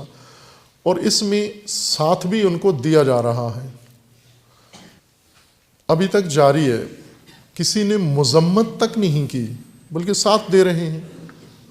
سب سے زیادہ اسلحہ برطانیہ نے فروخت کیا ہے یمن کے ظلم و جنایت کے لیے، امریکہ نے فروخت کیا ہے، اور اس اندھی بمباری میں بے گناہ لوگ، عام شہریوں کو شہید کر رہے ہیں. ہر روز سینکڑوں پروازیں کرتے ہیں جنگی جہازوں کے ذریعے، اور پورا ملک ویران و تباہ کر دیا ہے. اور جیسا میں نے اشارہ کیا تھا کہ یہ در حقیقت چونکہ سعودی افواج دنیا کی ناکارہ ترین فوج ہے، سب سے ناکارہ فوج، اس کو جنگی تربیت دینے کے لیے یہ جنگ شروع کی ہے انہوں نے. ایک مقصد اس کا یہ ہے کہ اصلی جنگ کے لیے انہیں ایک میدان دیا جائے. جنگی مشقیں ہیں، گویا ہر ملک اپنے ملک کے اندر جنگی مشقیں کرتا ہے، اپنی ہی سرزمین کے خالی سرزمین صحرا پہاڑوں میں جا کر افواج کو جنگی مشقیں کراتے ہیں. ہر ملک میں ہے، پاکستان میں بھی ہوتا ہے. جنگی مشقوں کے لیے اپنے ہی ملک میں کسی خالی علاقے کو انتخاب کر کے وہاں مصنوعی ہدف رکھے جاتے ہیں تاکہ فوجی ٹرینڈ ہو جائیں. لیکن آل سعود یہ جنایت کار ہیں کہ انہوں نے جنگی مشقوں کے لیے بھی انسانوں کو ہدف قرار دیا ہے اصلی جنگ کے لیے. انہیں اصل میں ایک اصل جنگ لڑنی ہے، اس کی تیاریاں کر رہے ہیں، اور انہیں پتہ ہے کہ اس جنگ کے قابل نہیں ہیں. نہ انہیں بھی پتہ ہے، اور ان کے اوپر جو بیٹھے ہوئے ہیں شیطانی طاقتیں، انہیں بھی پتہ ہے کہ یہ اس جنگ کے قابل نہیں ہیں جس کی یہ ماموریت ہے ان کو، جس کے لیے انہیں تیار کیا جا رہا ہے. اتنا اسلحہ دیا جا رہا ہے اور یہ جنگی میدان دیا کہ آپ یمنیوں کا قتل عام کریں تاکہ شیعوں کے قتل عام کے لیے تیار ہو جائیں. یہ ساری دنیا کو معلوم ہے کہ یہ جنایت کار کس جنگ کی آگے مزید تیاریاں کر رہے ہیں. سوریہ میں انہوں نے شروع کی، تکفیری لشکر انہوں نے بنائے اور چاہا کہ اس طرح سے اس حربے اور تدبیر سے تشیع کو ختم کر دیں، لیکن ناکام ہوئے اور خفت ہوئی اور رسوائی ہوئی پوری دنیا میں، خصوصاً حلب کی کامیابی کے بعد کہ وہاں پر یہ دہشت گرد پسپا ہوئے، ناکام ہوئے، بھاگے وہاں سے، فرار کیا، جن کی پشتیبانی اور حمایت کے لیے ساری دنیا لگی ہوئی تھی. سیاسی حمایت ان کو دے رہے تھے، اقوام متحدہ جیسا ادارہ ان کی حمایت میں لگا ہوا تھا. مغرب و عربی ممالک سب مل کر دہشت گردی کو بچانے کے لیے اور دہشت گردی کی حمایت میں لگے ہوئے تھے، لیکن آخرکار انہیں شکست ہوئی اور چھوڑنا پڑا حلب کو. کہ یہ در حقیقت ایک نقطۂ عطف ہے اس جنگ کے اندر، اور اب مڑ گیا ہے رخ مشرق وسطیٰ کے حالات کا حلب کی کارروائی کے بعد.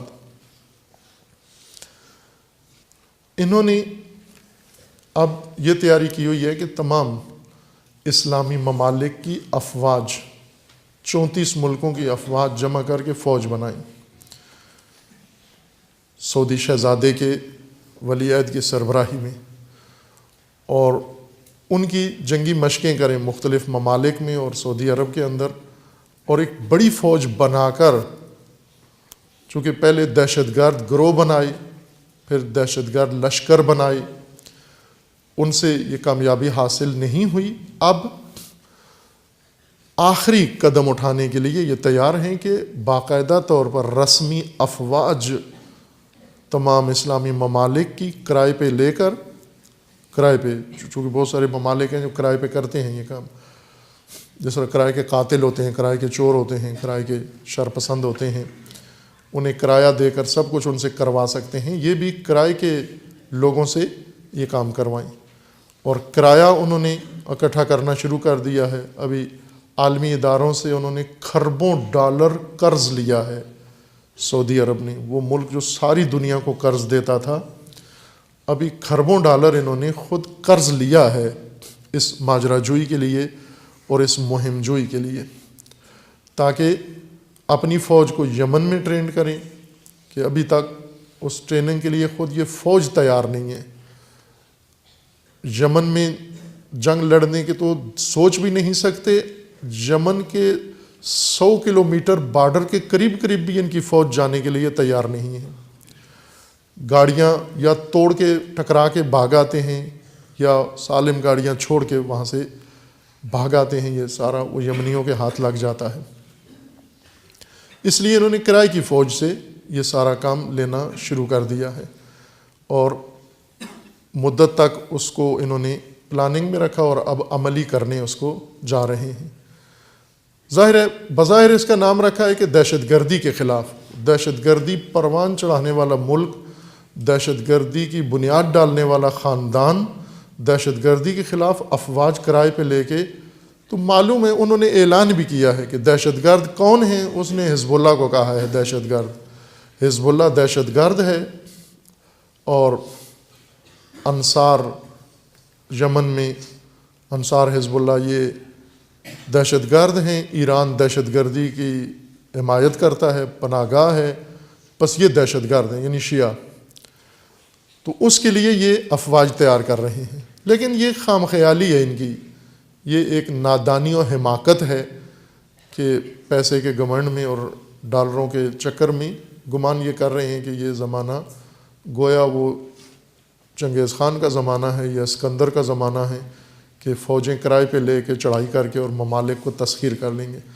اب آپ سوریہ میں ایک حلب شہر نہیں قائم رہ سکے، وہاں پر سارے مل کر بھی جتنے شیاطین تھے خطے کے اور باہر کے، یہ سب مل کر بھی آپ نہیں قائم رہ سکے وہاں پر، تو آپ اس سے بڑی بڑی سوچ رہے ہو کہ اندھے کو اندھیرے میں بہت دور کی سوجی، کہ باہر کیف جنگ ویرانگر ہے، کوئی خواہاں نہیں ہوتا جنگ کا، لیکن اگر یہ جنگ ہوتی ہے خدا نخواستہ جس کی تیاریاں کر رہے ہیں، تو یہی جنگ ان کی نابودی کا سبب بن جائے گی۔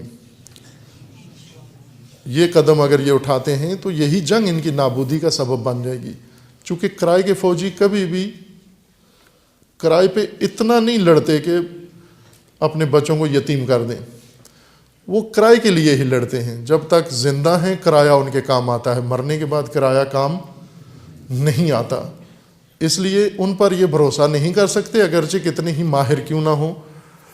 اور پھر یہ ایک جھانسا ہے، اس وقت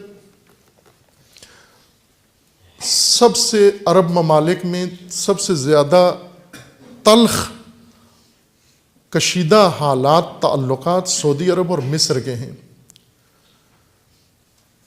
مصری حکومت، موجودہ جنرل سیسی کی حکومت اس وقت آل سعود کے مقابلے میں ہے، چونکہ مصر خواہاں ہے لیڈرشپ کا، عرب ممالک کی قیادت مصر کو حاصل رہی ہے، اور مصر طاقتور ملک رہا ہے، سیاست میں پختہ رہا ہے۔ مصر کا ایک اپنا کردار ہے، خصوصاً عرب نجات پرستی میں، عرب قوم پرستی میں مصر نے اہم کردار ادا کیا ہے۔ جمال عبد الناصر جو ان کا معروف عالمی شہرت یافتہ لیڈر ہے، اس نے مصریوں کے اندر یہ احساس پیدا کیا کہ انہیں قیادت کرنی ہے پورے عرب دنیا کی، اور مقابلے میں آل سعود ہیں، یہ بھی عرب دنیا کی قیادت، پوری اسلامی دنیا کی قیادت کا گھمنڈ نشہ ان کو چڑھا ہوا ہے۔ اب مصر انہوں نے اپنی ان 34 ممالک کی افواج میں مصر کو سر فہرست رکھا ہوا تھا، اور مصر کو اپنا ہم نوا بنانے کے لیے اور مصر کو کرائے پہ ہائر کرنے کے لیے انہوں نے دورہ بھی کیا سعودی بادشاہ نے مصر کا، اور وہاں پر ان کو عجیب و غریب قسم کے تخیلاتی وعدے دیے کہ مصر اور سعودی عرب کے درمیان سمندر قائم حائل ہے، اور انہوں نے کہا کہ ہم اس سمندر پہ پل بنائیں گے، سمندر پہ پل بنائیں گے، یعنی کئی 100 کلومیٹر کا پل بنائیں گے تاکہ مصر اور ان کو آپس میں جوڑ دیں، اور اس طرح مصر کو قرضے دینے کے لیے کھربوں ڈالر قرضے دینے کا وعدہ کیا، اور کیا کیا کیا۔ باہر کیف مصر میں ان کے خلاف شدید نفرت پائی جاتی ہے، شروع سے ان دونوں ممالک میں ایک دوسرے کے خلاف نفرت ہے۔ ان دونوں ممالک میں وہی احساس ہے جو بھارت اور پاکستان کا آپس میں ہے، یعنی نفرت کا تعلق ہے، قبول نہیں کرتے، احترام نہیں کرتے۔ یہی ہو بہو احساسات مصریوں کے اندر سعودیوں کے بارے میں اور سعودیوں کے اندر مصریوں کے بارے میں ہیں۔ کبھی کبھار یہ سیاسی مفادات کے لیے آپس میں مل بھی جاتے ہیں، لیکن کبھی بھی ان کے اچھے صمیمی باعتماد تعلقات قائم نہیں ہوئے۔ اس وقت بہت کشیدہ تعلقات ہیں ان کے، بلکہ سعودی عرب نے مکمل طور پر اپنی تمام سرمایہ کاری مصر سے بند کر دی ہے، اور اپنے تمام پروجیکٹ روک دیے ہیں، ایک قسم کا بائیکاٹ کر دیا ہے، مصر کو تیل دینا بند کر دیا ہے، پیٹرولیم دیتے تھے یہ مصر کو، اور بند کر دیا ہے۔ اب مصر نے عراق سے لینا شروع کر دیا ہے، یعنی مصر ترکی کی طرح، جس طرح مصر میں جو تبدیلی آئی تھی سیاسی طور پر، اخوان المسلمون کے جو افراد حکومت بن گئی تھی، اور وہ کیا نام تھا لیڈر کا، جیل میں ہے، مرسی کی حکومت جو ابھی جیل میں ہے اور سزا بھگت رہا ہے، سزائے موت۔ اس وقت انہوں نے، ترکی نے بہت بغلیں بجائیں، چونکہ ترک رہنما بھی اخوان المسلمین کا رکن ہے اور تربیت یافتہ، اور مرسی بھی، یہ دونوں پیر بھائی تھے آپس میں، اس لیے انہیں بڑی خوشی تھی کہ ایک ہی جماعت اور ایک ہی تفکر اور نظریہ مصر میں اور ترکی میں ہوگا۔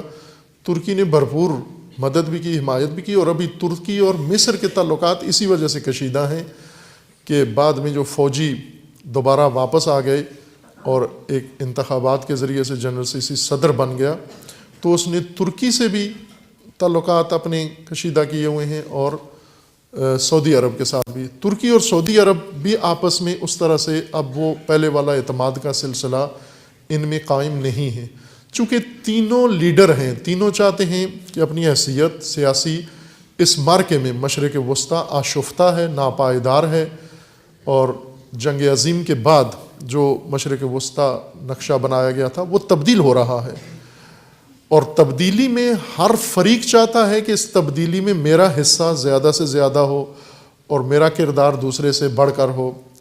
اور عرب قیادت کا ایک طرف مسئلہ ہے، مشرق وسطیٰ کی قیادت ایک طرف مسئلہ ہے، اقتصادی مالی مفادات ایک اور پہلو ہے اس قضیے کا، اور عالمی طاقتیں چاہتی ہیں کہ مشرق وسطیٰ میں جو توانائیاں ہیں وہ ساری اس کی ہوں اور ان کے زیر نفوذ ہو یہ علاقہ، لیکن نئی تقسیم کے ساتھ، نئے نظام کے ساتھ۔ وہ نیا نظام ابھی بن رہا ہے، حالت تخریب و تشکیل میں ہے، یعنی پرانا نظام وہ ڈھایا جا رہا ہے، اس کو خراب کر رہے ہیں، ڈیمالش کر رہے ہیں۔ یہ جنگ مشرق وسطیٰ کی ساری اس لیے ہیں کہ جنگ عظیم کا بنا ہوا اسٹرکچر مشرق وسطیٰ کا یہ ختم کر دیا جائے اور اس کی جگہ پر نیا نظام قائم کیا جائے۔ اور اس نئے نظام میں امریکہ یہ چاہ رہا تھا کہ اس کی قیادت میں ہو، یورپی یونین کی خواہش ہے ان کے ایما کے مطابق ہو، ترکی چاہتا ہے کہ چونکہ یہ مشرق وسطیٰ سارا ترکی کا تھا، عثمانی خلافت کا تھا حصہ، ان سے لے کر توڑ کے انہوں نے بنایا تھا۔ ترکی چاہتا ہے دوبارہ عثمانی دور واپس آئے اور ترک امپائر قائم ہو اور ان کے اوپر قائم حکومت سلطنت ہو۔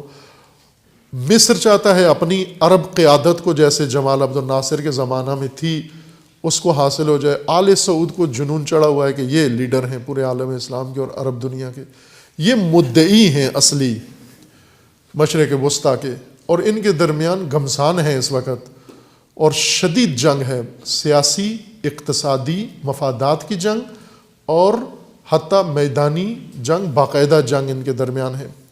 بعید نہیں ہے کہ آگے بڑھ کر مصر اور سعودی عرب میں ایک باقاعدہ جنگ بھی ہو جائے، جس طرح حالات ان کے آپس میں جا رہے ہیں، لیکن سعودی شہزادہ یہ خواب دیکھ رہا ہے کہ 3 بڑی فوجیں جن پر ان کی نگاہیں ہیں، یہ اگر شامل ہو جائیں تو 34 ممالک میں 31 ممالک ایسے ہیں جن کی کوئی فوج نہیں ہے، یا ان کی فوج ہے بھی تو وہ کسی قابل نہیں ہے، اپنا ملک بچانے کے قابل نہیں ہے۔ 3 ملک ہیں جن کی افواج پر ان کی نگاہیں ہیں، ایک مصر جس کی بہت مضبوط فوج ہے، پاکستان اور بنگلہ دیش، یہ 3 ملک ہیں جن کے پاس باقاعدہ پروفیشنل فوج ہے۔ دنیا کی بہترین افواج میں سے ان تینوں کے پاس افواج ہیں، نفری بھی ہے چونکہ آبادی والے ملک ہیں، لیکن باقی ممالک کی افواج میں یہ دمخم نہیں ہے، وہ صرف عدد پورا کرنے کے لیے ہیں 34، وہ 31 جو ہیں وہ عدد پورا کرنے کے لیے، اصل بھروسہ ان 3 کے اوپر ہے۔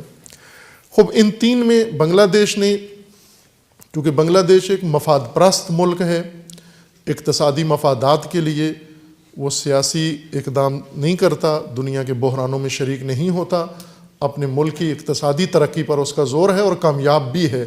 اس وقت بنگلہ دیش ترقی پذیر ممالک میں سر فہرست آ گیا ہے، یعنی غریب ملک اب غربت سے نکل کر اپنی اقتصاد کو ترقی دے کر اب دنیا کے بہت ساری سرمایہ گزاری کا مرکز بن گیا ہے، اور اس کی ایکسپورٹ دنیا کے اندر دوسرے ملکوں سے زیادہ بڑھ گئی ہیں، اس کا اقتصادی رشد کا تناسب بہت بہترین ہے، اور اگر چند سال اور اس کو موقع ملتے ہیں تو وہ ایک بہت مضبوط اقتصاد میں تبدیل ہو جائے گا بنگلہ دیش۔ اس لیے وہ کوئی ایسا رسک نہیں لینا چاہتا جس سے اس کے اس اقدام کو خطرہ ہو، لیکن مصر کے ساتھ ان کے تعلقات کشیدہ ہیں، ساری ان کی توقع پاکستان سے ہے۔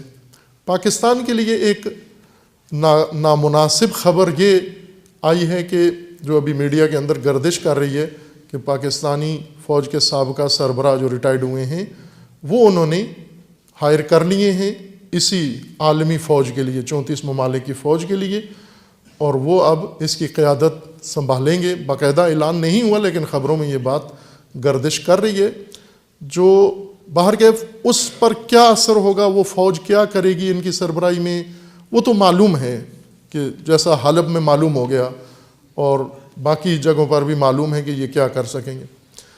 لیکن سب سے زیادہ ضرر اس میں پاکستان کا ہے کہ پاکستان ایک ایسے ملک کے اہداف، جس کے اہداف فقط خراب کرانا ہے، تخریبی ہیں، جیسے پاکستان میں بھی دہشت گردی سعودی عرب نے کرائی ہے، پوری دنیا میں کرائی ہے، اور ہر بڑا خونخوار لشکر انہوں نے بنایا ہے، اس کے ساتھ ملنا اور اس کا تعاون کرنا اس کے ساتھ، یہ پاکستان کے وقار کے لیے، پاکستان کی قوم اور ملک کے وقار کے لیے مناسب نہیں ہے کہ یہ ننگ پاکستان کے نام آئے۔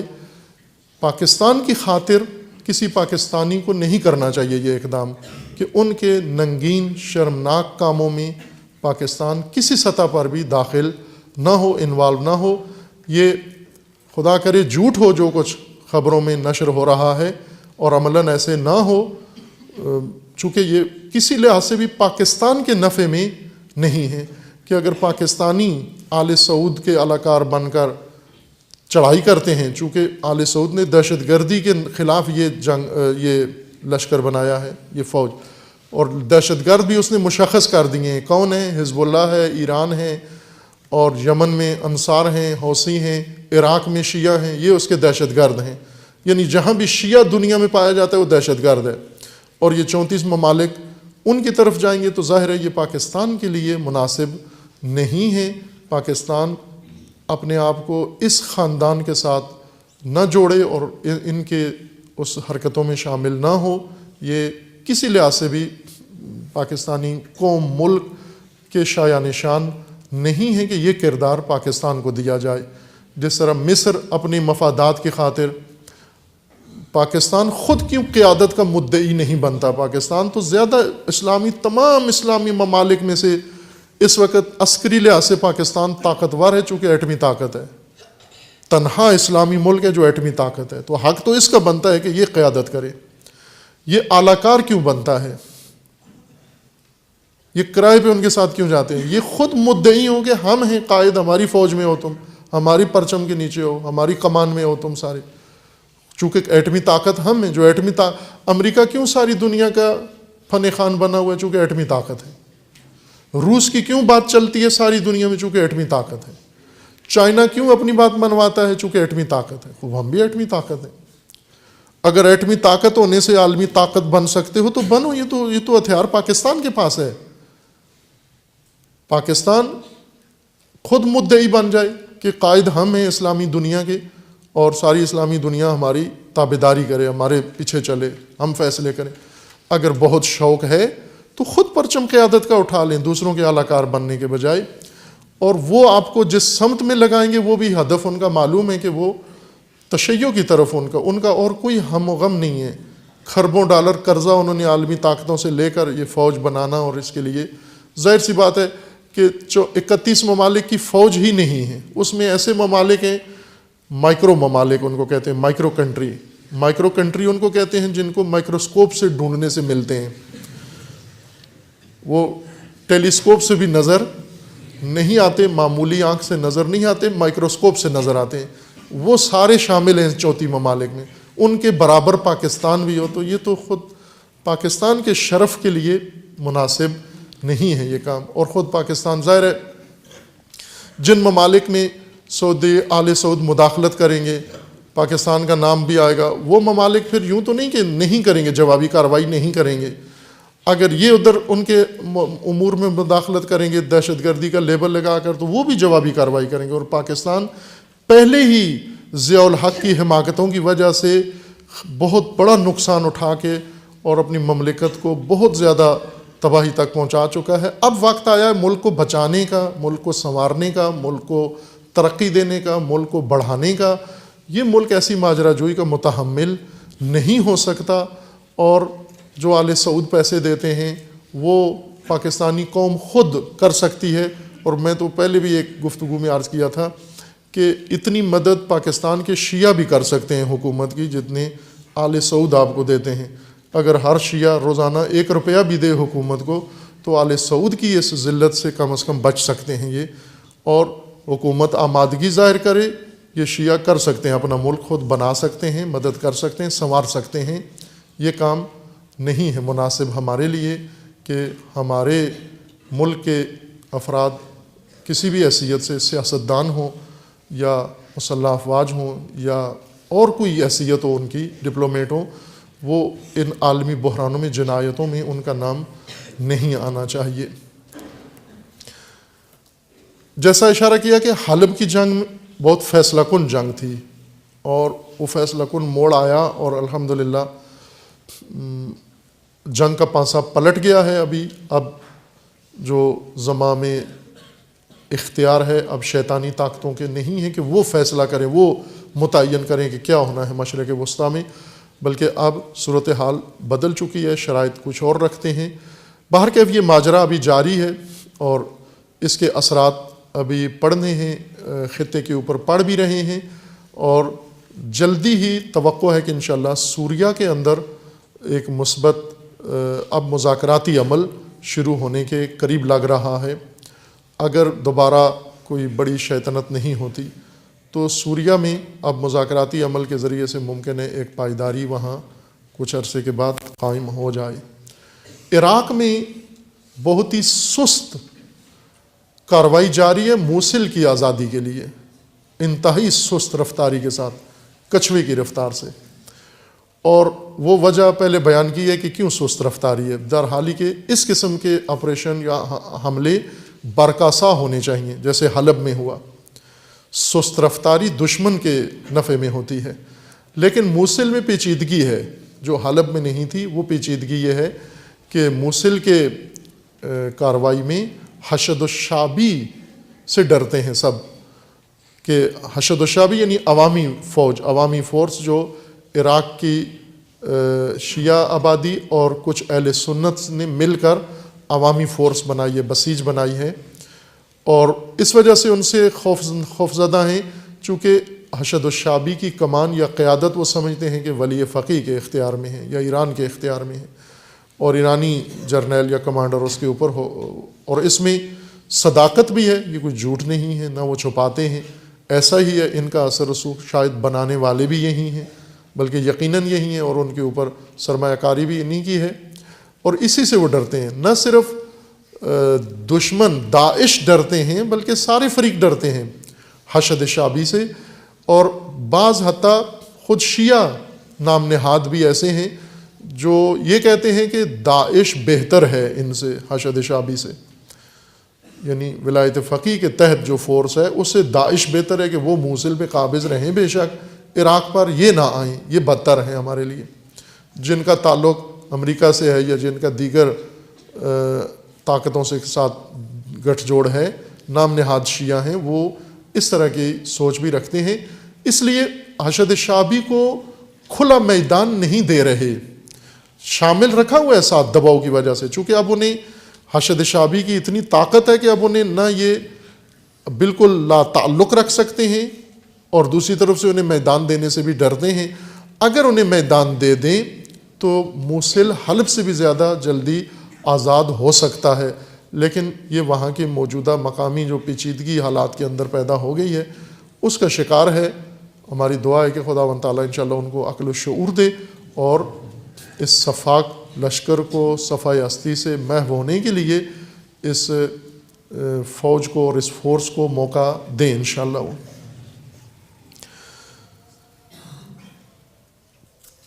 کچھ یمن کے اندر حالات واقع اسی طرح کشیدہ ہیں، بلکہ بدتر صورتحال کی طرف ہے، کہ یمن کے بحرین کے علماء اور شیعہ قیادت، بحرینی قیادت کو اسیر کیا ہوا ہے، دو بڑے بزرگ لیڈر، دونوں شیخ عیسیٰ قاسم اور علی سلمان، ایک کو سزا سنا دی گئی ہے ظاہراً، اور ایک کی کورٹ ابھی جاری ہے، اور وہاں دباؤ روز بروز بڑھ رہا ہے، اور آل سعود ہی کا وہاں پر اثر رسوخ ہے، یہی کر رہے ہیں۔ ایک خطرناک کام ان کا یہ ہے کہ بحرین میں آل سعود کی حکمت عملی یہ ہے کہ بحرین میں جو شیعہ آبادی کا تناسب ہے اسے ختم کیا جائے، چونکہ اکثریت میں ہیں، 80% کے قریب ہیں شیعہ، انہیں ختم کر کے اور آبادی کا تناسب الٹ کر دیا جائے، کہ 20% شیعہ ہوں یا بالکل ہی نہ ہوں، اور باقی سارے دوسرے فرقے مذاہب یا عوام ہوں۔ کچھ عرب قبائل سعودی عرب کے وہاں جا کے آباد کر رہے ہیں، کچھ دیگر ممالک سے لوگوں کو لا کر، پاکستان بنگلہ دیش سے لا کر۔ نیشنلٹی تنہا عرب ملک ہے جو شہریت بھی دیتا ہے، اور کوئی عرب ملک 100 سال 1000 سال بھی رہیں ان کے اندر تو شہریت نہیں دیتے کسی کو، لیکن بحرین میں مسلسل انہیں نیشنلٹی، ملازمت سے پہلے نیشنلٹی دیتے ہیں، بعد میں ملازمت دیتے ہیں۔ پولیس فوج ساری ان ممالک کے افراد سے بنا کر آبادی کا تناسب ختم کر رہی ہیں۔ مقامی آبادی کے لیے یہ نسخہ انہوں نے ترتیب دیا ہے کہ انہیں یا سزا دے دی جائے، سزائے موت دے دی جائے مؤثر افراد کو، یا انہیں جلا وطن کر دیا جائے، نکال دیا جائے ملک سے، مختلف ہیلے بہانوں سے شہریت ان کی منسوخ کر دی جائے، اور اس طرح بحرین جو سعودی عرب کے ساتھ اس کی سرحد بھی ملتی ہے، یہ خطہ اس طرح سے چاہتے ہیں، اور اس میں کشیدگی اسی طرح سے جاری ہے۔ لیکن ایک بہت اچھی خبر یہ ہے کہ روز بروز بحرینی مومنین کے اندر مقاومت و استقامت بڑھ رہی ہے، اور اب ان کے اندر حوصلے ہیں مسلسل اپنے رہبروں کی حفاظت و دفاع کے لیے، اپنے رہبر کے اس گھر تک مسلح فورسز کو رسائی نہیں ہونے دے رہے، عوام، خواتین، مرد ہر ہمیشہ وہاں پر موجود ہیں ان کی حفاظت کے لیے، تاکہ ان کا ہاتھ وہاں تک ناپاک ہاتھ نہ پہنچے۔ یہ بحرین کی صورتحال ہے۔ پاکستان میں بھی چونکہ اثر رسوخ ہے آل سعود کا، اس کے مشابہ حکمت عملی کبھی کبھار نظر آتی ہے اس کے آثار، اور ان میں سے ایک تازہ ترین جو نظر آ رہی ہے وہ یہ کہ قبائلی علاقوں میں جہاں سارے قبائل ہیں اور قبائلی قوانین ہیں وہاں شیعہ آبادیوں سے حفاظتی اقدامات جو انہوں نے اپنی حفاظت کے لیے کیے ہوئے تھے، جو قبائلی علاقے کا لازمہ ہے، اور وہاں کی ضرورت ہے اس کو حکومتی سطح پر ان سے لیا جا رہا ہے، اسلحہ لیا جا رہا ہے، اور حفاظتی سارے ان کے جو اقدامات ہیں یا وسائل ہیں وہ حکومت ان سے لے رہی ہے اور ان پر دباؤ ڈال رہی ہے کہ یہ بہت ہی خطرناک کام ہے، یا پورا علاقہ غیر مسلح کیا جائے اور اس میں کوئی سیاسی عمل شروع کیا جائے، سب کے ساتھ ایک جیسا سلوک ہو۔ فقط یہ چن کے شیعہ آبادی کے ساتھ یہ سلوک ہونا، یہ کسی بڑے حادثے یا کسی آئندہ ہونے والے کسی بڑے واقعے کا اس میں اشارہ ملتا ہے کہ خدا بچائے انشاءاللہ ان مومنین کی حفاظت فرمائے۔ وہاں کے مومنین بھی اپنے اگرچہ دباؤ ہے اور وہ ہمیشہ ہی دباؤ میں اور وہ عادی ہیں اس دباؤ کو برداشت کرنے کے، لیکن فہم فراست سے اور بصیرت سے کریں، حکومت کے ساتھ مذاکرات کر کے، اور اپنے حفاظتی وسائل جو ہیں وہ اتنی سادگی سے ضائع نہ کریں۔ یہ نہ ہو کہ جو ہی یہ ان سے سب کچھ لے لیں اور ادھر سے لشکر دائیں بائیں بیٹھے ہوئے طالبان کے اور داعش کے اور القاعدہ کے اور مختلف گروہ، چونکہ محاصرے میں ہے، شیعہ پٹی ہے، چھوٹی چھوٹی پٹیاں ہیں شیعہ، بڑا علاقہ نہیں ہے شیعہ کوئی بھی قبائلی علاقوں میں۔ مثلا اورکزئی بھی ایک پٹی ہے شیعہ، دائیں بائیں سب دہشت گردوں کے اڈے بنے ہوئے ہیں۔ پاراچنار راستہ ہی سارا دوسروں کے اختیار میں ہے، اور ایک محدود علاقہ، چھوٹا سا ایک علاقہ ہے شیعہ آبادی کا، اور چاروں طرف سے محاصرے میں ہے، وہ کسی طرف سے چاروں طرف سے محاصرے کے اندر ہے۔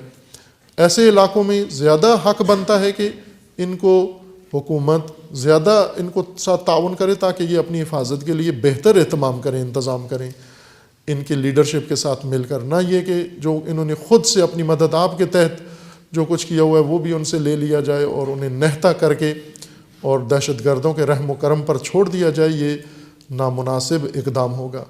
امید ہے کہ انشاءاللہ یہ مشکل بھی مقامی رہنماؤں کی تدبیر و بصیرت سے انشاءاللہ حل ہو جائے۔ دعا ہے ہماری خداوند تبارک و تعالیٰ کی بارگاہ میں، پروردگار اپنے اسماء حسنہ کے صدقے خداوند تعالیٰ امت اسلامیہ کو ظلم و ستم سے نجات عطا فرما، امت اسلامیہ کو فتنوں سے رہائی عطا فرما، ان فتنہ گروں کو فتنوں سمیت نیست و نابود فرما، فتنہ داعش و تکفیریت کو محو فرما، اس کے حامیوں اور بانیوں کو رسوا فرما۔ خداوند بحق محمد و آل محمد، حزب اللہ و دیگر برسر پیکار مجاہدین کو پروردگارہ کامیابی عطا فرما، سید مقاومت سید حسن نصر اللہ کی حفاظت فرما، رہبر معظم انقلاب اسلامی کا سایہ دراز فرما، انقلاب اسلامی کو دشمنوں کے شر سے محفوظ فرما، انقلاب اسلامی کو انقلاب امام زمن سے متصل فرما، مملکت پاکستان کی حفاظت فرما، اس ملک کو اندرونی بیرونی دشمنوں کے شر سے محفوظ فرما، ملک کے اندر امن و امان قائم فرما، اس ملک کے اندر دہشت گردی، فرقہ واریت، فتنہ و فساد اور نفاق پھیلانے والوں کو نیست و نابود فرما، ان کے حامیوں اور بانیوں کو رسوا فرما، اپنے ولی حق ولی اللہ العظم اجل اللہ تعالی فرج و شریف کا جلد از جلد ظہور فرما، ہمیں حضرت کے اعوان و انصار میں سے ہونے کی توفیق عطا فرما۔ صلوات پڑھیے محمد علیہ۔